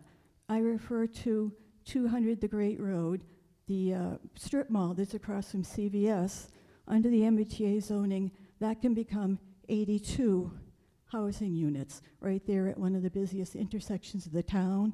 I think it's inevitable that will happen because there's so much money that can be made out of it. I don't see why it would never happen, and probably sooner rather than later. So I urge us to vote this zoning down now, let the current multifamily zoning play out a little more, see how it works, whether we can manage it as a community, and then maybe in a couple of more years, come back and see if we want to have some more multifamily zoning. Thank you. Before I recognize everyone else, and I'd like to give everyone a chance to speak, I want to strongly encourage you to limit your comments to 2 minutes or less, and please say something that hasn't been repeated already. Based on the people that are at the microphones already, we're coming back tomorrow night because we have 5 more articles that we're not going to get to. So please see if we can accelerate the pace. I'll recognize microphone 2. Seth Cardullo, 24 Hillside Avenue. I am going to be voting in favor of this. I think this is a smart move. I like what Chapter 40Y is working on. I think it's great that the planning board proactively decided to take the elements of 40Y that they liked, try to make them better. I have questions about this. My primary question for Mr. Crowley is, can you just maybe give me like 1 or 2 sentences on how you got to 40,000 square feet as the minimum lot size? That's 0.9 acres. I feel like in the center of town and around the center of town, like exactly where you would want to do this kind of overlay, there's a lot of non-conforming properties that, should they be redeveloped, this would be like the ideal place for it, but at a 40,000 square foot minimum size, I don't know that you could apply it there. Thank you for the question. It's a very good question. It's let's see, it's a tough one to answer, but part of it is that the 10 dwellings per acre, if you go to 10,000 square feet, you can only fit 2, 25,000 square feet, 5, 30,000 square feet, you can only fit 6. It was a way to get the massing, to get the density, but yet also make everything fit on the lot. So it was kind of that I don't know, back and forth of saying that's kind of a sweet spot, is that what we're thinking for now. We're not opposed to sometime trying to change this. I have another one that's less units per acre, but also a smaller acreage size. But we're starting with this. Cool. Thank you. Thank you. Microphone 3, please. Stephen Steele, 7 Jeffrey Circle. Have we thought about the effect on our schools and our infrastructure proposing this amendment article? So, thank you. It's a good question. So the plan is not to apply this across town. The plan is to selectively apply it where it makes complete sense. And if you've read ahead, Article 31 is 1 acre, which would be 9 more or 8 more units, new units. And the thing is, as we've all been heard the last few nights, this school enrollment is going down.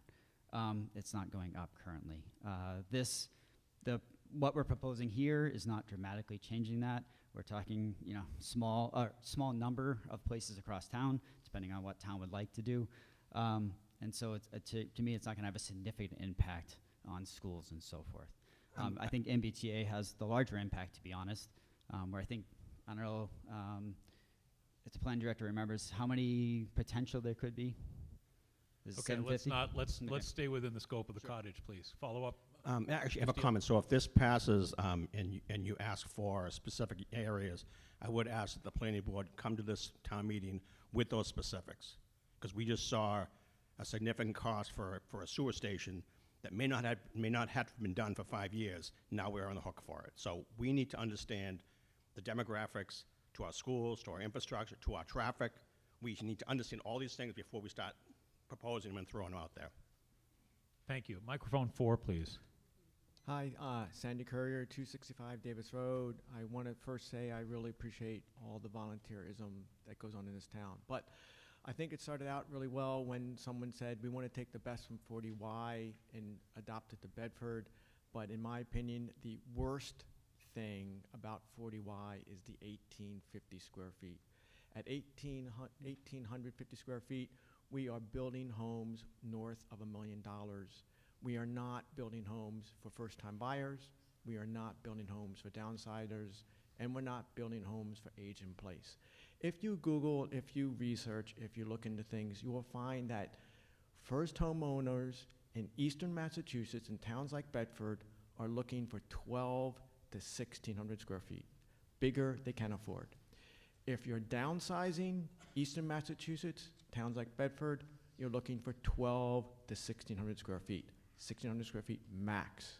If you're looking to age in place, same size, 1 story. If we want affordable housing, we must make it in the 12 to 1,600 square feet.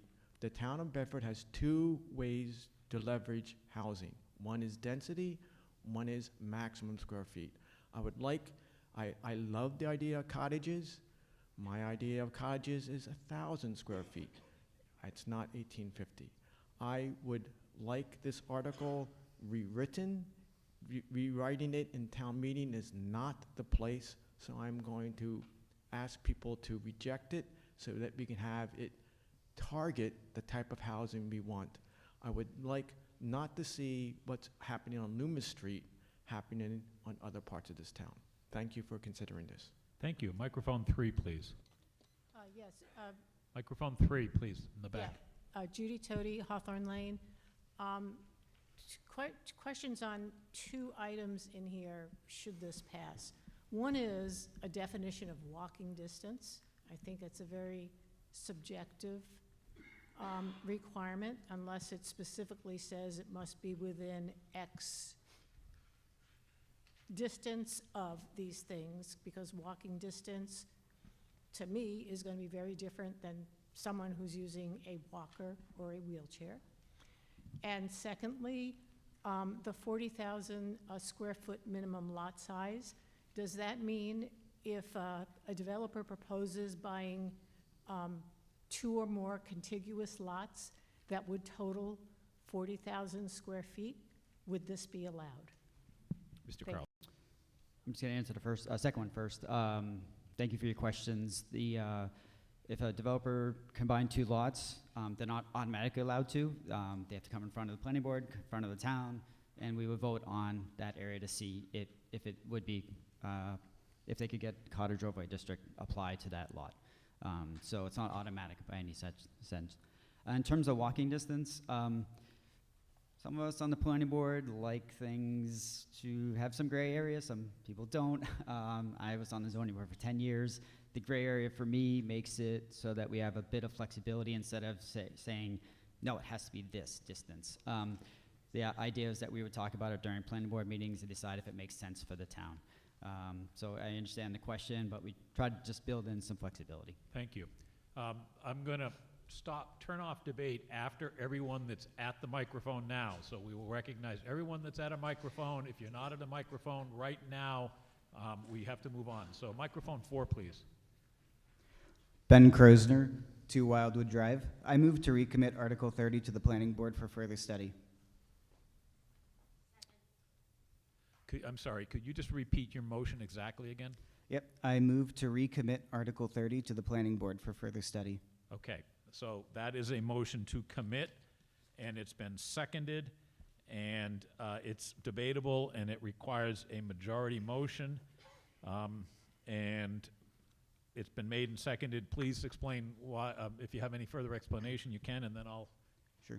Anyone else that's at line that wants to speak to the main article, if we don't recommit, you can stay where you are. Yeah.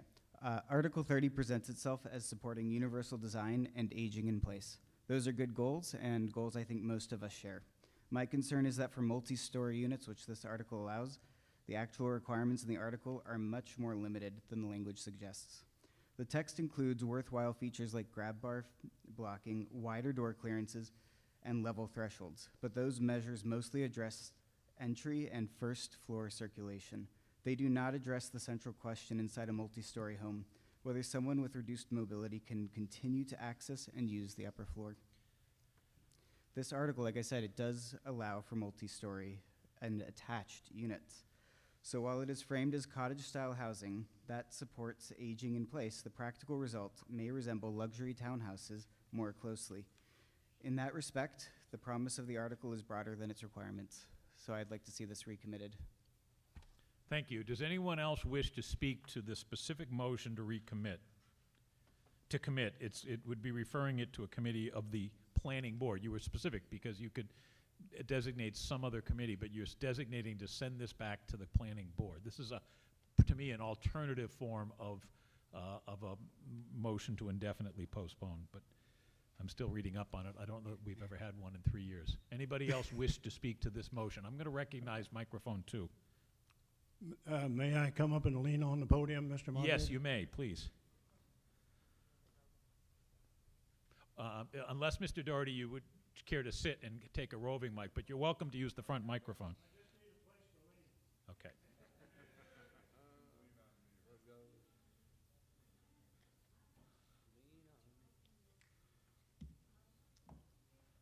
Hi, my name is Rich Doherty at 49 Elm Street. Mr. Moderator, I would like to refer to some aspects of Article 31, because that's where I live. May I do that? Yes, you may. I think Okay, these thank two you. are fairly related to each other. Go ahead. My name is Rich Doherty.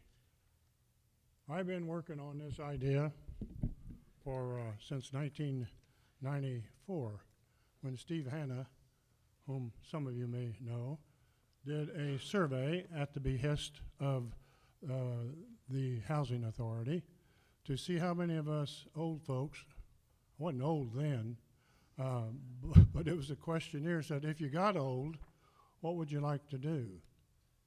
And so that questionnaire went out to several people over 60. I forget how many questionnaires came back, but it was said we need 400 houses in Bedford over the next 20 years to accommodate. There was a new term they invented, aging in place. I just thought I was going to get old and be happy someplace, but I guess that's called aging in place. So that's been a long time, folks.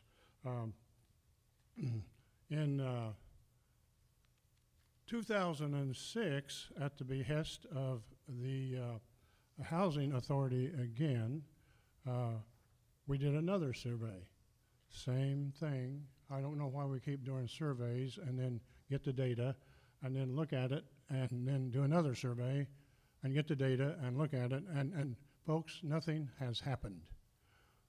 We've had several projects where us older people and younger people, our kids, if they wanted to stay in town, our grandchildren, or our kids if they wanted to come back and live here, we didn't have housing for them.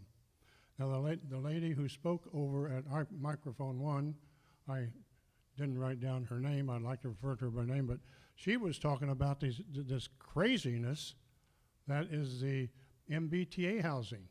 That's crazy. It surely is. And we have signed up for, what is it, potentially 750 units? Who's going to live in those? Not me, not young people, maybe someone who can afford them.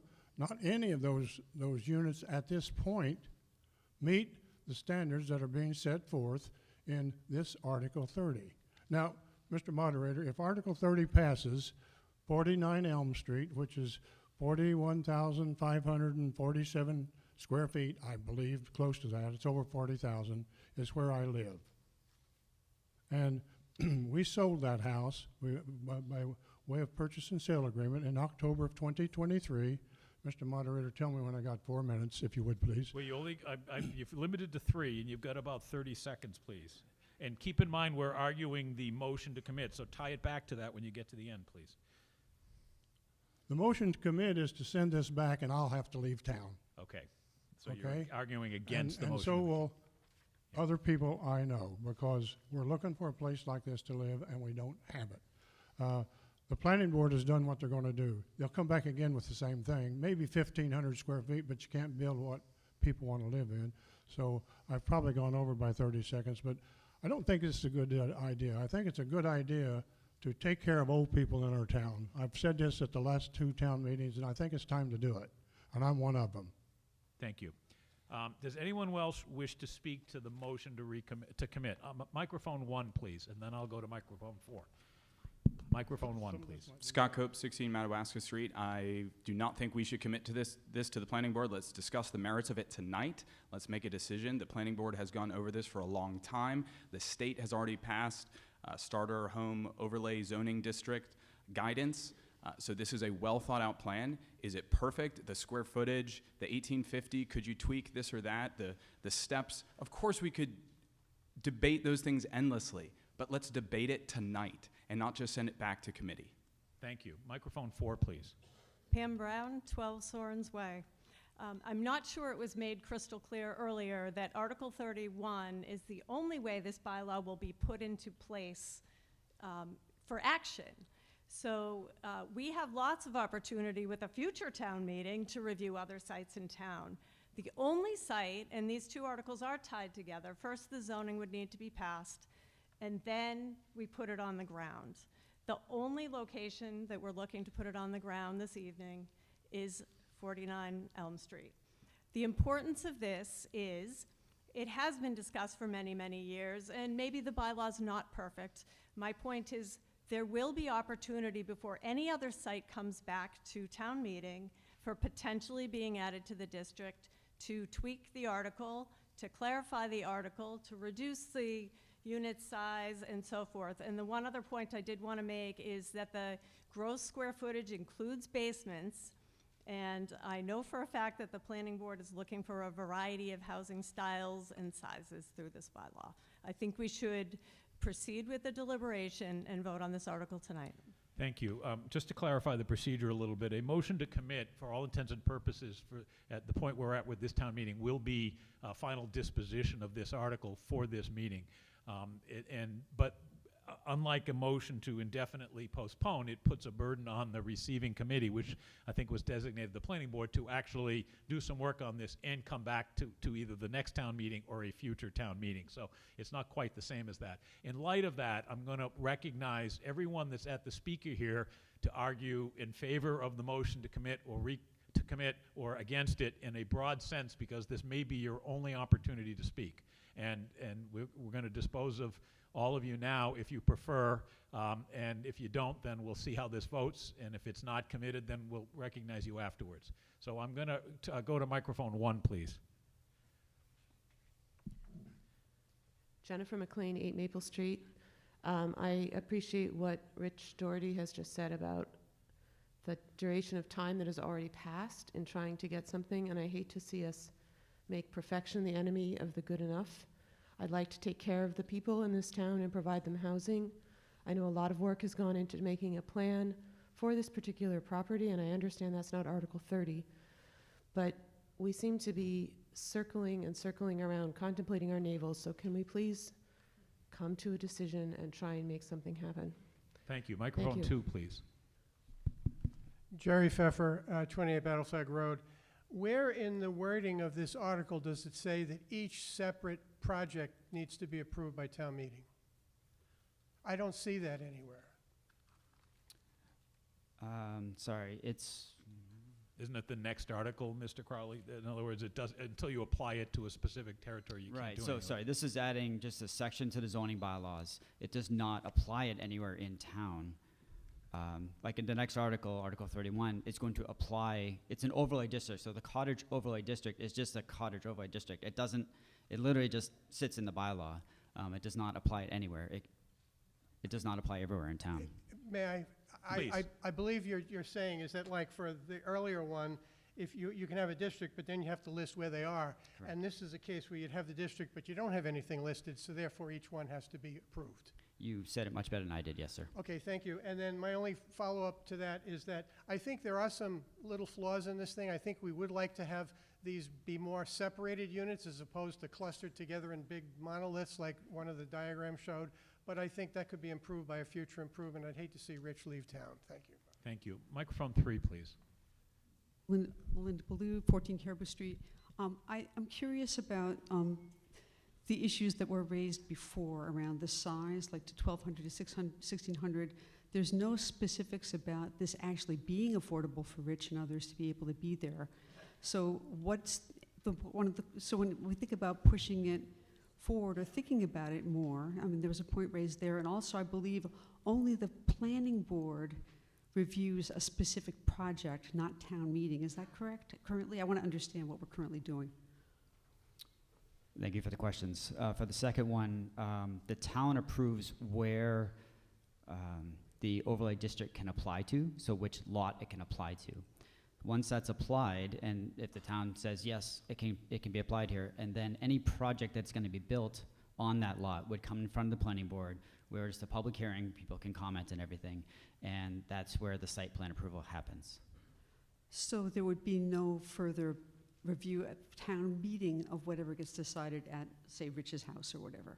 Correct. Okay. That is for planning board. And so I remember when the Blake block happened years ago, there was a question because it wasn't really specific about what was going to happen there, and we wanted to come back and see that. So that's a concern that I have. As we think about amending this, I agree, I don't want to see Rich leave, I don't want to see people not have an issue, but it doesn't seem as if this is going to be affordable. So how are you going to have that be affordable? What's the planning board structure around that, especially with these larger units? We have tried to limit it to what we think was a good idea in terms of 1850 square feet, 30 feet of height. The basement's being included in that 1850, so we are trying to limit it as best we can in terms of what is also desired by people looking for houses. Is there a way to have town meeting review that, or does it have to be only the planning board? Well, I just want to make it clear, anyone can attend a planning board meeting, so the encouragement, please come to our meetings and discuss I'm these just going to projects with point us. out that we're Okay. getting a little bit off scope That's here, fine, sorry, and yeah, we're late that's in the fine. night, and we've got to So- get to a good vote on this, so Thanks, that's fine. Thank I you. just have those same concerns. thank you. Microphone 4, please. Randy Courier, 265 Davis Road. Are we still talking just about whether we're sending it back to the planning board? In some respects, since that is a final disposition, I'm allowing a little bit of leeway in for you to make your comment about the relative merits of the underlying motion. You either want to commit it or you want to vote it tonight, and you can Okay. speak either one. I But please would- do so in a minute or two. I would support sending it back to the planning board because I'd like to support something like this. I appreciate how long it's taken and how people want to have a place to live, but I'm very concerned that we have it wrong. It's too big and too expensive to actually be effective for people who want to downsize or first-time buyers. And I have a lot more specific concerns, but that's a big one to me. Thank you. Thank you. Microphone 1, please. Scott Cope, 16 Madawaska Street. The 2019 housing study, the 2018 Council on Aging housing assessment, the 2013 comprehensive plan all indicate the town's persistent, significant support for exactly this type of housing legalized here. This is about providing a home for those who don't need a 5,000 square foot house. This is about enabling our children to grow up and live in Bedford, about welcoming nurses and teachers and others to make Bedford their home. Apart from this overlay district, we are incentivizing developers to construct the largest house possible at astronomical prices that are unattainable for most families. So yes, if people want to bring it lower in the future, okay, let's talk about that. But this is a really good start. And I vote and I say we should move forward. So you're voting against committing. You want to vote the main motion. Thank you. Thank you. Microphone 3, please. James McGinn, 12 Sworns Way. Yeah, I would like to vote against committing this. I'm in full favor. I think it's a great work towards, a more sustainable development. As microphone 1 mentioned, we keep talking about affordability and whatnot. As a builder myself, if it does not go through and we do not get attempt at a development that adopts 40Y or, this chapter, we're going to be seeing a $3 million McMansion go up in its place. So I think that should be brought to perspective. And I also believe that there's still some confusion that this can apply to anywhere around Great Road and whatnot, and we're simply talking about Elm Street, nowhere else. Thank you. Microphone 4, please. Christina Carvey, 7 Daniels Drive. Have something written up, but I guess I'll just make my points. Please. First is, as I understand it, Massachusetts zoning now requires two-thirds majority vote to roll back anything like in the direction of being more restrictive. So it's not really a fair, yes, we could always put it out here tonight and then revisit it at a future town meeting, but instead of just requiring 50%, we're gonna be requiring two-thirds majority vote to roll that back. So that's one point I wanna make. The other point is that I do applaud that for the first time, it seems we're really starting to get at protecting trees in a zoning bylaw. But the tree protections, as they're written in here, are toothless. I'm a little bit insulted by them, actually. What the plan that was available online shows is essentially the developer coming in, clear-cutting the lot, and then the requirement is, I guess, that they plant 1 tree per acre. Excuse me, there was also this one thing where it's like, tree protections where appropriate. There's no definition of what appropriate is. And so as we've been told time and time again, the jurisdiction of the planning board is really just to enforce whether or not a particular plan during site plan review meets the letter of the law. And when we don't have very concrete letters of the law, there's nothing to enforce.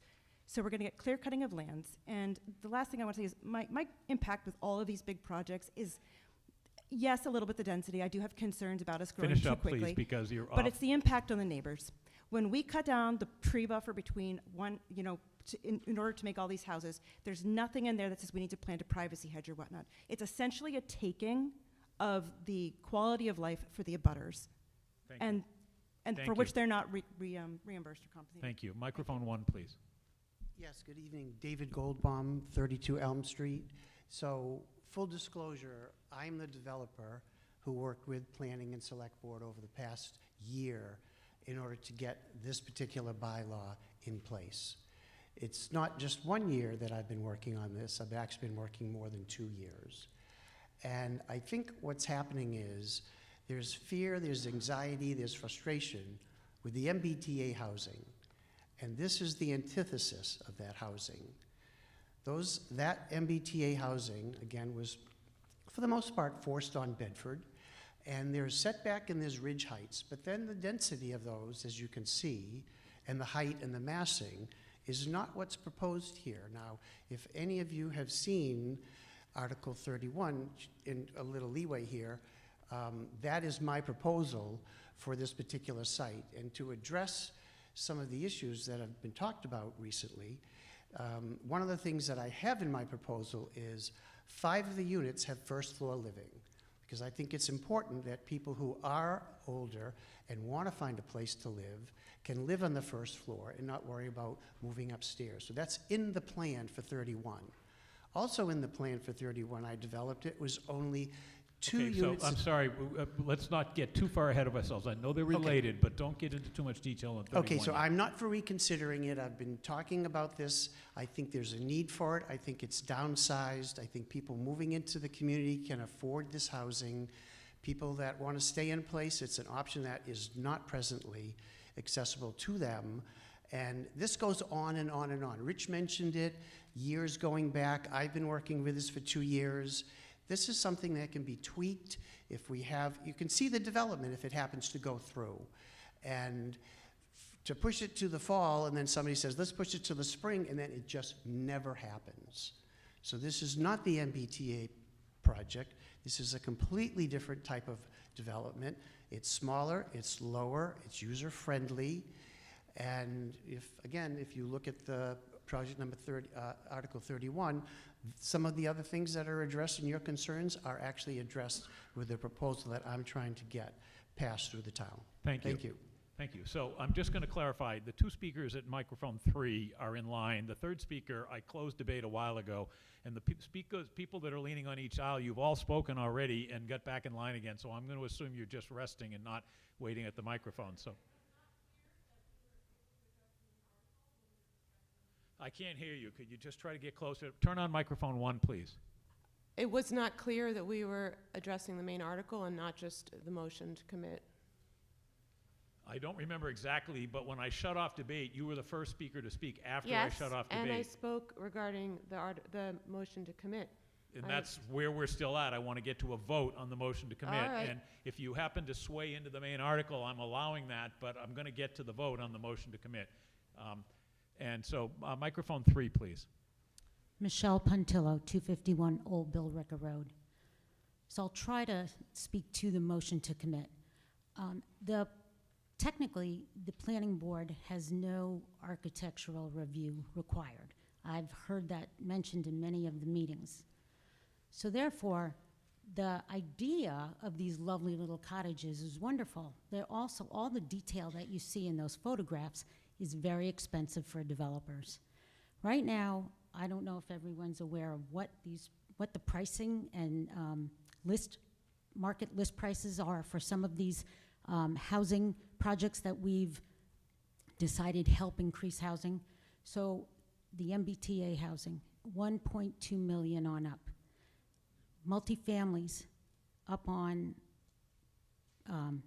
around town are going for $1.6 to $2.1 million. So the intent of creating affordable housing is correct, and I'm in full agreement with it. But what actually happens when these units hit the market is something very different. Furthermore, it feels as if Article 31 is being created for... Please stick to Article 30, please. We're on a motion Well, to you commit allowed Article someone else to 31. address Article 31. I allowed him to make a correlation to the fact that Article 30 doesn't really apply to anything until you get to Article 31. So let's not get into Article 31 too much, please. Finish on Article 30. Okay. We have multiple overlay districts. We have multiple housing development in the pipeline, has been previously mentioned. I would like to suggest that the cottage overlay goes back to the planning board. I'd like to make one other point. I am a certified aging in place specialist. I don't see ramps as part of this, as part of the projected photographs of units. I think that's something extremely important for aging in place. Also, if you're trying to appeal to younger homeowners, they don't want grab bars in their showers. They don't want grab bars anywhere on the first floor. So I would like to suggest that we put a pause, we put the pause button on and send this back to the planning board. Thank you. Thank you. Final speaker, microphone 3, please. John McLean, 8 Maple Street, planning board member, not speaking for the planning board. I just wanted to address Mr. Howard's, I assume AI-generated images. There's a bunch of problems with them, so if you're voting based on those, I urge you not to. Judging from the back parking lot in the fourth photo, it's a 10,000 square foot lot, not a 40,000 square foot lot. And then, you know, those cottages have 2 garages. They're packed way more densely than this would allow. There are many areas in town, especially in the center of town, that don't look at all like the first photograph.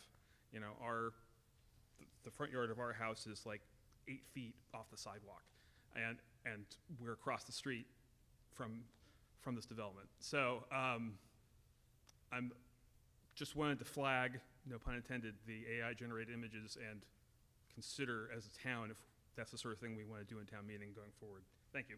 Thank you. Okay, so we're going to move to a vote. This is a motion to commit Article 30 to the planning board for further study and report back to town meeting at a future date. It requires this will be a final disposition of this article if it passes. If it doesn't pass, we'll go back and move the original motion. It requires a simple majority. All those in favor of committing, please raise your cards. Thank you. All those opposed? Thank you. I declare that motion failed to reach a majority vote. I need 7 people to call for a count. 7 people stand up. I want to see 7 people to stand up to say you'd like to count the vote. Okay, I see 7 people. Okay, let's count it. We've done this once before. I bet you we can do this in 5 or 10 minutes.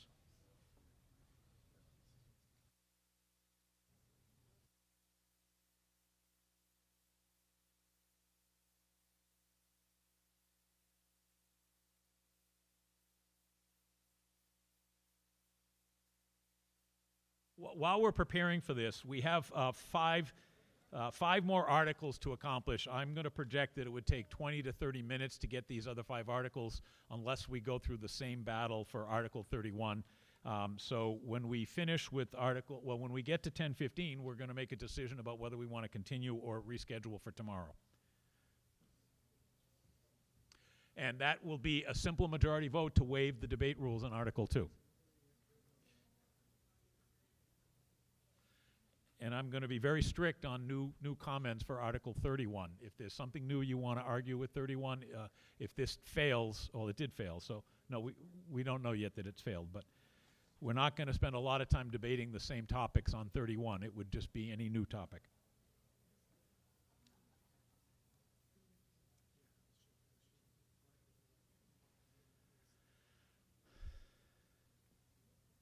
Okay, to remind you all, the tellers are getting ready. An affirmative vote to commit is to be putting this away for a future meeting.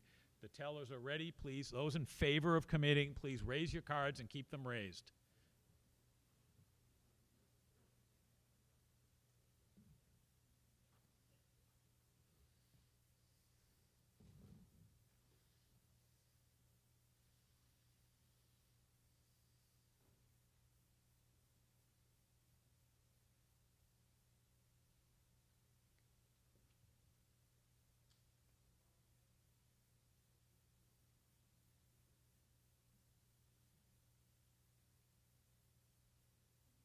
Okay, tellers, we're all done with the affirmative vote. We're going to go to the negative vote now. All those opposed to committing, please raise your cards.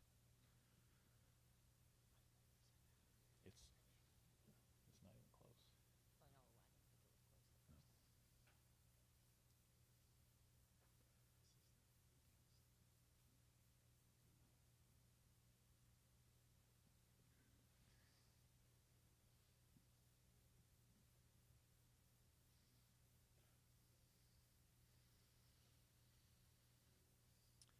Okay, the tellers are all back. You may lower your cards.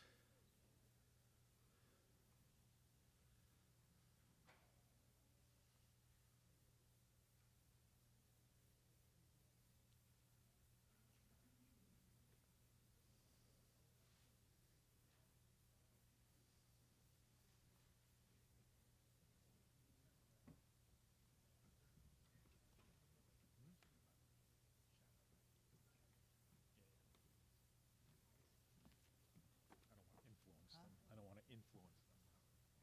I don't want to be kissing up to them.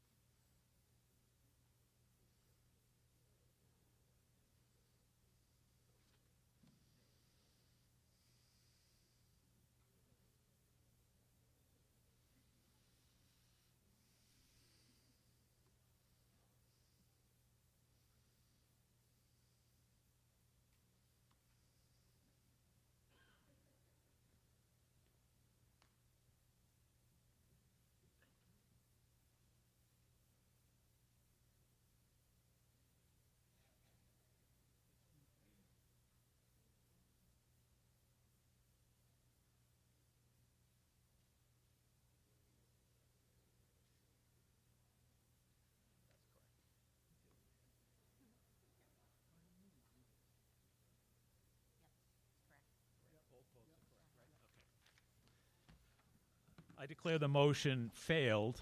The affirmative votes were 62, the negative votes were 99. So now the main motion is back on the floor, and I would really like to move to a vote on the original motion without further debate. And this now, because of state law, requires only a majority vote in favor for Article 30 zoning bylaw amendment, Cottage Overlay District. All those in favor, please raise your cards. Thank you. Lower them, please. Please lower your, okay, all those opposed?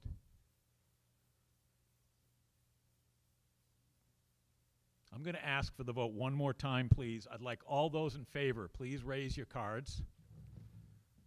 I'm going to look at the front of the room here. Okay, thank you. Lower your cards. All those opposed? You think? I'm going to declare the motion passed by a majority vote. Let me see 6 or 7 people stand up and ask for it. Okay, let's count them again. We're going to count it. Are the tellers still here? No, okay. It's closer this time.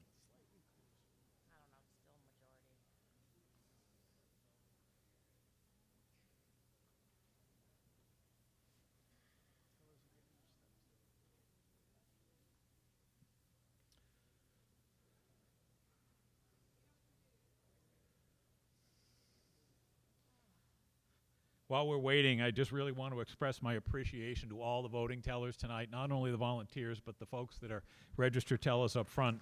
We've really put you to work tonight, so thank you.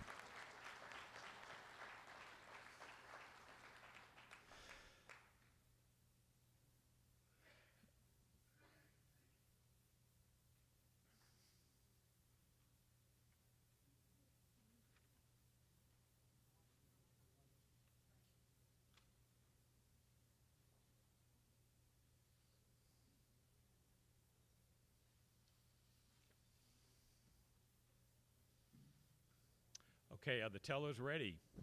Let's go. All those in favor of zoning bylaw amendment, Cottage Overlay District, please raise your cards. You're in favor of passing this.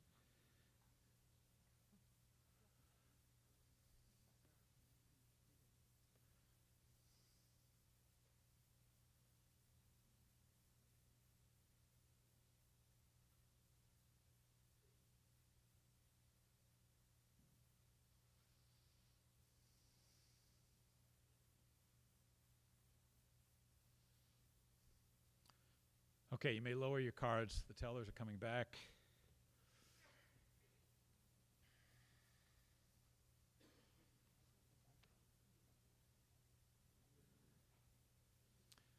Are the tellers ready? Okay, all those opposed to Article 30, please raise your cards and keep them raised.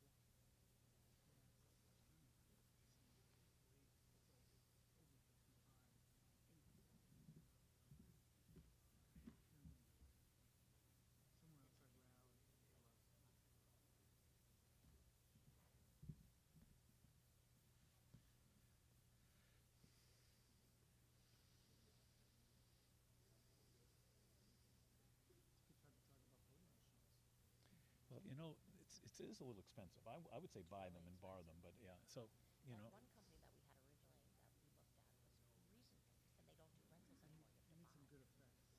So, you know, it's really just a few hours of our time.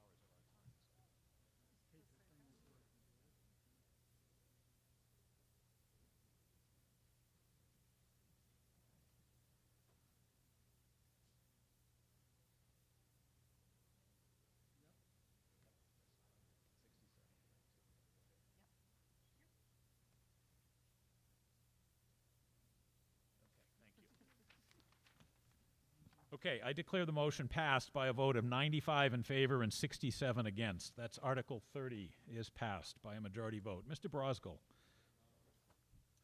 Front microphone, please. Dan Brosgol, 57 Loomis Street for Select Board. I move that we waive debate rules and continue the meeting. Motion's made and second. This requires a majority to continue. I estimate that we have 20 to 30 minutes left, depending on how many of you are going to speak. All those in favor of waiving the debate rule at Section D? Thank you. Section D says that we may not introduce a new article after 10:15 p.m. And we're asking for a waiver of that previously agreed rule that we will continue the meeting to get through these last 5 articles and avoid having to come back at another day. Okay. Okay, 4 more articles, sorry. Okay, so I'd like to see the affirmative votes for that, please, again. Thank you. Any opposed? Thank you. I declare that passed by a majority vote. So, Mr. Crowley, Mr. Crowley, go right into Article 31, Zoning Map Amendment, Cottage Overlay District. Todd Crowley, 31 Springs Road, here to talk about Article 31, applying, zoning map amendment for the Cottage Overlay District.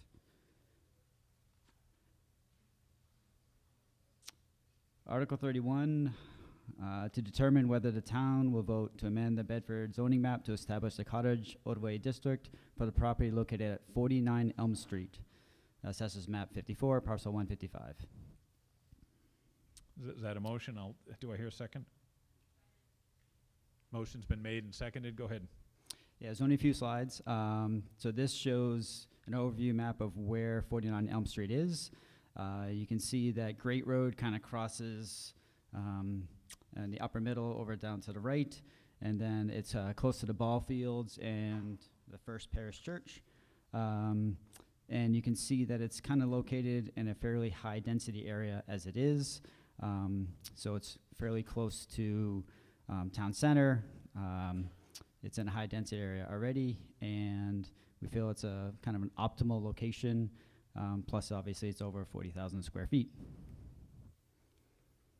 This will be the actual, what will go into the zoning bylaws for 49 Elm Street, just showing the exact parcel where it's located. And this is just the final slide. So this is a conceptual development site plan that was shown to the planning board.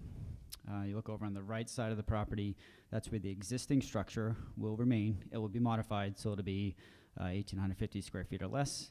And then you can see that there are 8 other structures, each with a 1-car garage, each under 1,850 square feet. So it's just a conceptual of what could be built here, but what was shown to the planning board, we were pretty excited about. And that is it. Your recommendation, then? The planning board recommends approval of this article. Thank you. Select Board, please. Dan Brosco, 57 Loomis Street. Select Board recommends approval of this article. Finance Committee, please. Ben Thomas for the Finance Committee. The Finance Committee recommends disapproval of this article. Okay, does anyone wish to speak to Article 31 specifically? Microphone 1, please. Yes, I'll be brief again because as I said, I am the developer. Point of order, go ahead. I'm sorry, state your I name. apologize. David Goldbaum, 32 Elm Street. So I do, if people have not seen the elevations of what this particular project looks like, we had an informational hearing last week in regards to it. We had some people that came to look at it. I think we had a unanimous approval of the design. And as I mentioned earlier, to address the issue of age in place, there are 5 units in this projected site that have first floor bedroom suites. And one of the other things that I was very insistent on in my designing of this is that there were only 2 attached units. I think it's important for light that units, rather than have 3, 4, or 5 units, where the middle units have no light on either side, all of these units have light on 3 sides with windows. So there is second floor. Excuse me, can I just interrupt, just in the interest of time? I think a few minutes about what might happen in this district is okay, but we're not approving your plans here. We're just designating the overlay district, so thank you. Okay, microphone 3, please. I'm sorry, Mr. Hagan, we're going to recognize the front microphone. From here, I can talk to all of you, and I'm going to... Can't I just yell? Oh, come on. There's remote, there's people listening. All right. Oh, that's right. There's people listening in other places, and they've met me before. All right, I'm going to talk... Please just state your name again. Thank you. Stephen Hagan, 43 Concord Road. I'm the current chair of the planning board. I'm entering my 7th year. Yeah, gluttons for punishment, all of us. Everybody in the room is helping, because you're here. But I want to make a point about affordability because that's been said about every third sentence here. Let me just tell you what affordable is because a lot of people have heard me give this speech. The town of Billerica has affordable housing. The town of Chelmsford has affordable housing. And you know what they are? They are pre-manufactured homes in a large area, negatively called trailer parks.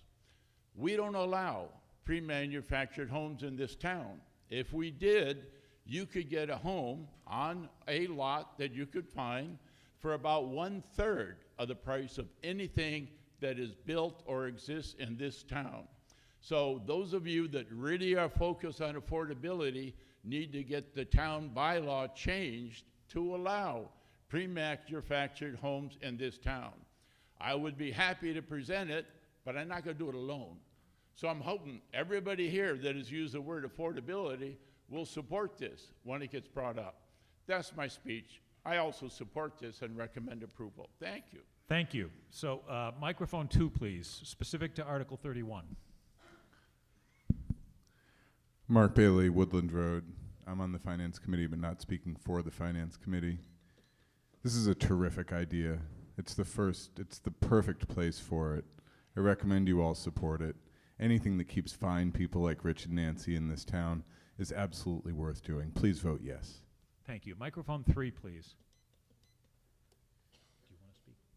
No, I'm going to do but I'll recognize you in order. Thank you. Microphone 3, please. Wendy Innes, 14 Lane Farm Drive. I happened to stand on this property at 49 Elm Street yesterday, looking around at the land, and said to myself, there couldn't be a more perfect location. The design limited to the size of the houses so that they could be more affordable than anything that's being built in this town at this moment. That doesn't make them cheap, but they will be a wonderful place for people to live. Thank you. Thank you. Microphone 4, please. Melinda Ballou, 14 Caribou Street. 2 questions. I haven't heard anyone yet say how much one of these units is likely to cost. We're talking about affordability. The contractor, I think, is here. So if there's some estimate about what the housing would cost, that'd be great. And then the second question, and I love the location, it's awesome, and I love Rich and Nancy, but that's an important factor. How much will it cost? And then the second would be screening for the second stories. Is there discussion about plantings for those to make that screening happen? But, So again, Mr. Crowley, in the context of what I just said, that this schematic is not really what we're talking about tonight. Could you try to answer either of those two things, or just you can't answer? Go ahead. I'm not completely comfortable answering that. Please come to the planning board meetings when we discuss these, and we can get into more details.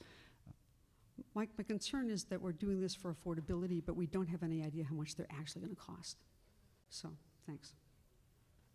Thank you. Microphone 3, please. Stephen Steele, 7 Jeffrey Circle. I asked this question with Article 31, impact or infrastructure.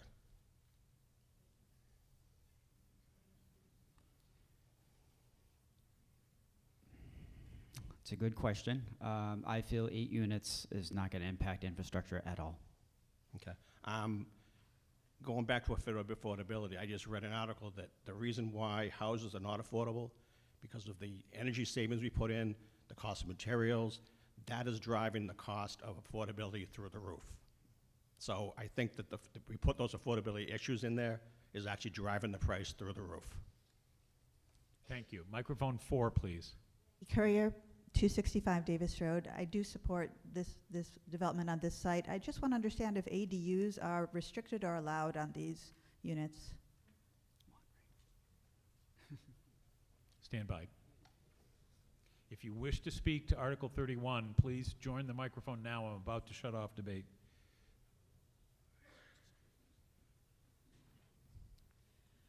That's a great question. Due to Massachusetts state law, 1 unit on the entire lot would be allowed by right. It just, would it fit is the question, and how to make that fit. But yes, 1 is allowed on the whole lot by right. So one owner is allowed to do it and no one else? Well, let's see. The state already allows you to make 1 ADU on a 2-family lot right now across the whole state. Who owns that ADU, I ask you? I ask you. I don't know that, as Massachusetts. Thank you. Microphone 2, please. Seth Cardullo, 24 Hillside Avenue. I'll make this very brief. Price is a function of supply and demand. If you want price to go down, you do one of two things. You increase supply or you reduce demand. Reducing demand means making this town someplace people don't want to come to. That sucks for the people who still live here. If you want prices to come down and you want this place to be desirable, you increase supply. This increases supply. And not only does it increase supply, it answers directly what everyone complains about incessantly in the public square. All the starter homes are getting ripped down and replaced with very large buildings that no one can afford. Someone is trying to give you small buildings that might be more affordable than a $2.5 million, 5,000 square foot, single family, 5-bedroom home with a 3-car garage. This is an opportunity. It's probably only gonna knock once. Are you gonna welcome that opportunity in the door, or are you gonna just pretend that you're not at home? You've got a choice. Now's the time to take it. Thank you. Thank you. I'm going to close debate after the final 3 speakers that are at the microphone. I'll recognize microphone 4, please. Christina Carvey, 7 Daniels Drive. I believe I'm correct. Sorry, excuse me. I will also recognize the speaker up front. There'll be 4 more speakers. Go ahead. Microphone Christina Carvey, 7 Daniels Drive. I believe it's a correct statement to say that after we approve this site, the plan can change, and it is, provided it meets the letter of the bylaw, anything goes. Mr. Crowley. That is a correct statement. Thank you. There is Nope, thank you. You've answered my question. The other question I have is, I do see here on this lot plan that there really are, it does appear to be clear cut. Is that the plan going forward? All the trees are gone on, the ones that are left appear to be on the final plan the has not come in budding. front of the planning board. We will approve we will look at what comes in front of us and make a decision then. Okay, and so then you would be preserving trees as appropriate? Yes. Thank you. I do agree that it's a good location for this, but I disagree with the former speaker's statement that this is going to be a one and done. I think that my read of the bylaw is that there's nothing that prohibits it from somebody bringing it forward and trying to put it on another plot. So I think everybody should vote on this one plot and what the merits of this one, but should make no assumption that it's not going to happen again. Thank you. Thank you. I'm going to recognize the speaker at the front of the podium, please. Hi, my name is Rich Doherty, 49 Elm Street. Nancy, my bride, and I live in that farmhouse up there, the one in front. We lived there for 20 years, and I don't want to take a lot of time. Whatever Mr. Cardullo said, I agree. Except I would add, cash is always in good taste, but apparently it isn't, because Nancy and I sold this plot to the lowest bidder. The other bidders were developers that wanted to bulldoze down that 1846 farmhouse, put in the biggest mansion they could with an ADU, and then this land is gone. And we didn't want to do that. We sold it to Mr. Goldbaum, and he agreed to do this, or I would come after him because I know where he is. He's my neighbor. Thank you, Mr. Doherty. Microphone 1, please. Scott Cope, 16 Madawaska. Not much to add other than we are just voting on this site. So this is a one and done. We are literally only voting on this site. Thank you. Microphone 4, please.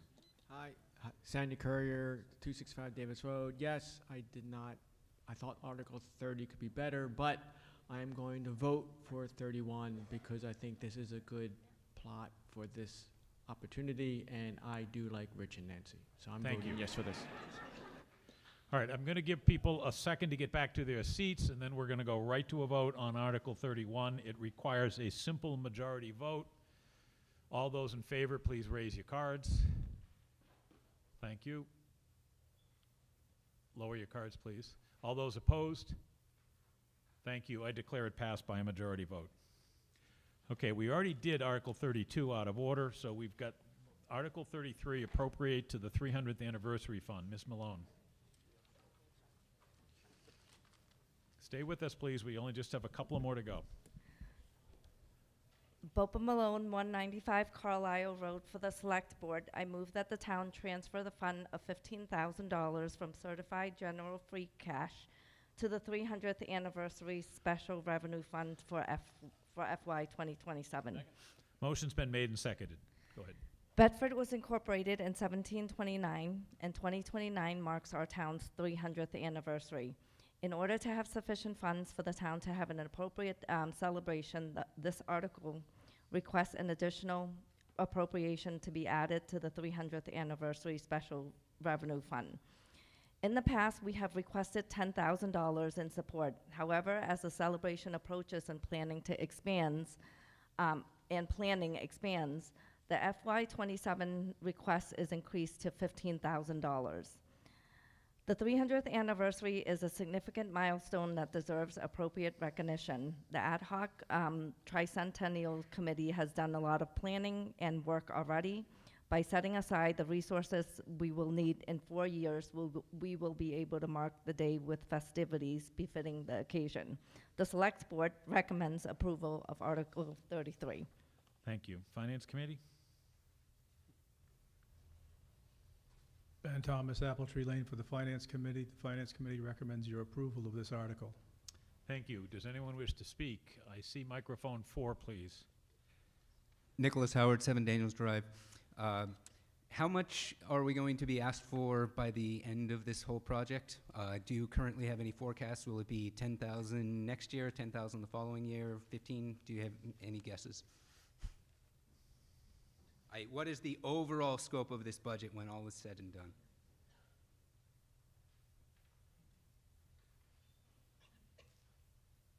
So we anticipate, Mr. Howard, we anticipate 15 going forward up until the celebration.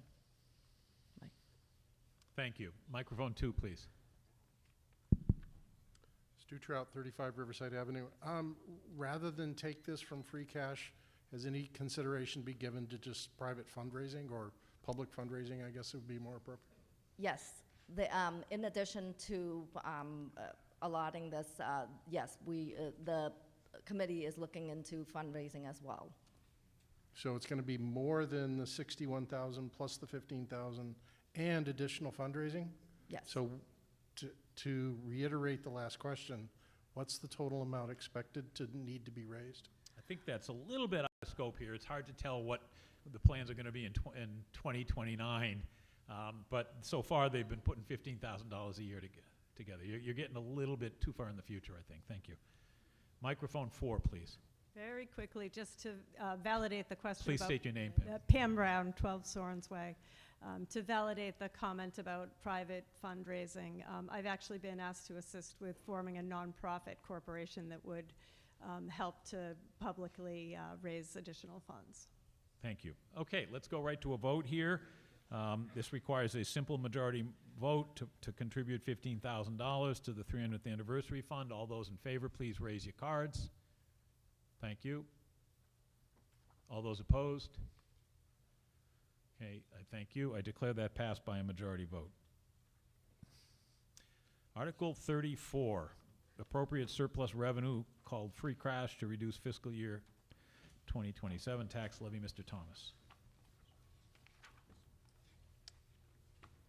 Ben Thomas, Apple Tree Lane for the Finance Committee. I move that the town transfer the sum of $1,600,000 from certified general fund free cash to reduce the tax levy for fiscal year commencing July 1st, 2026.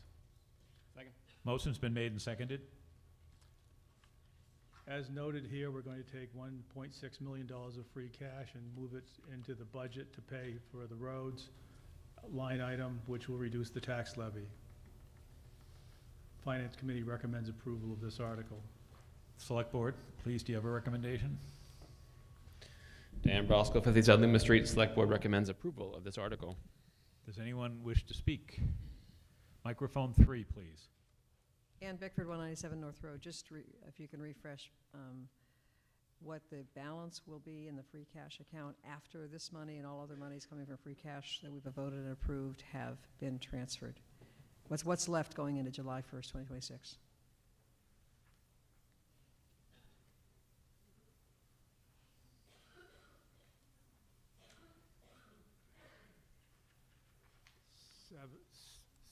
Microphone, please.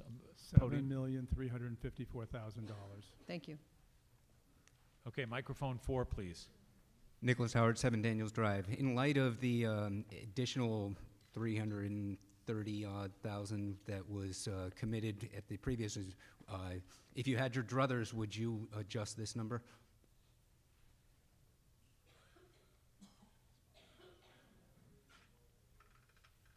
Mike? Hold on a sec.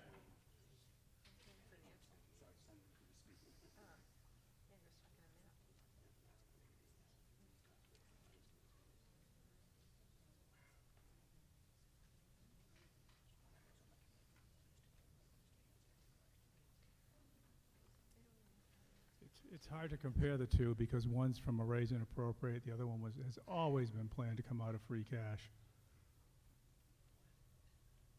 Okay, we're going to move to a vote on this. Article 34, it requires a majority vote, 1.6 million from free cash to reduce the FY27 tax levy. All in favor, please raise your cards. Thank you. All those opposed? I declare that one passed unanimously. Okay, Article 35, Mr. Brosco. Dan Brosco, 57 Loomis Street. For the Select Board, I move that we indefinitely postpone Article 35. There are no bills of prior year. Okay, that's self-explanatory. Is there a second? Okay, we move right to a vote on this. Indefinitely postpone requires a 2/3 majority. All those in favor, please raise your cards. Thank you. All those opposed? I declare that one passed unanimously. Dan Mr. Brosco, Bosco. 57 Loomis Street. For the Yeah. Select Board, I move that we adjourn town meeting sine die. Okay, made and seconded. We need a vote. All those in favor? Thank you. All those opposed? I declare that one passed by a majority vote.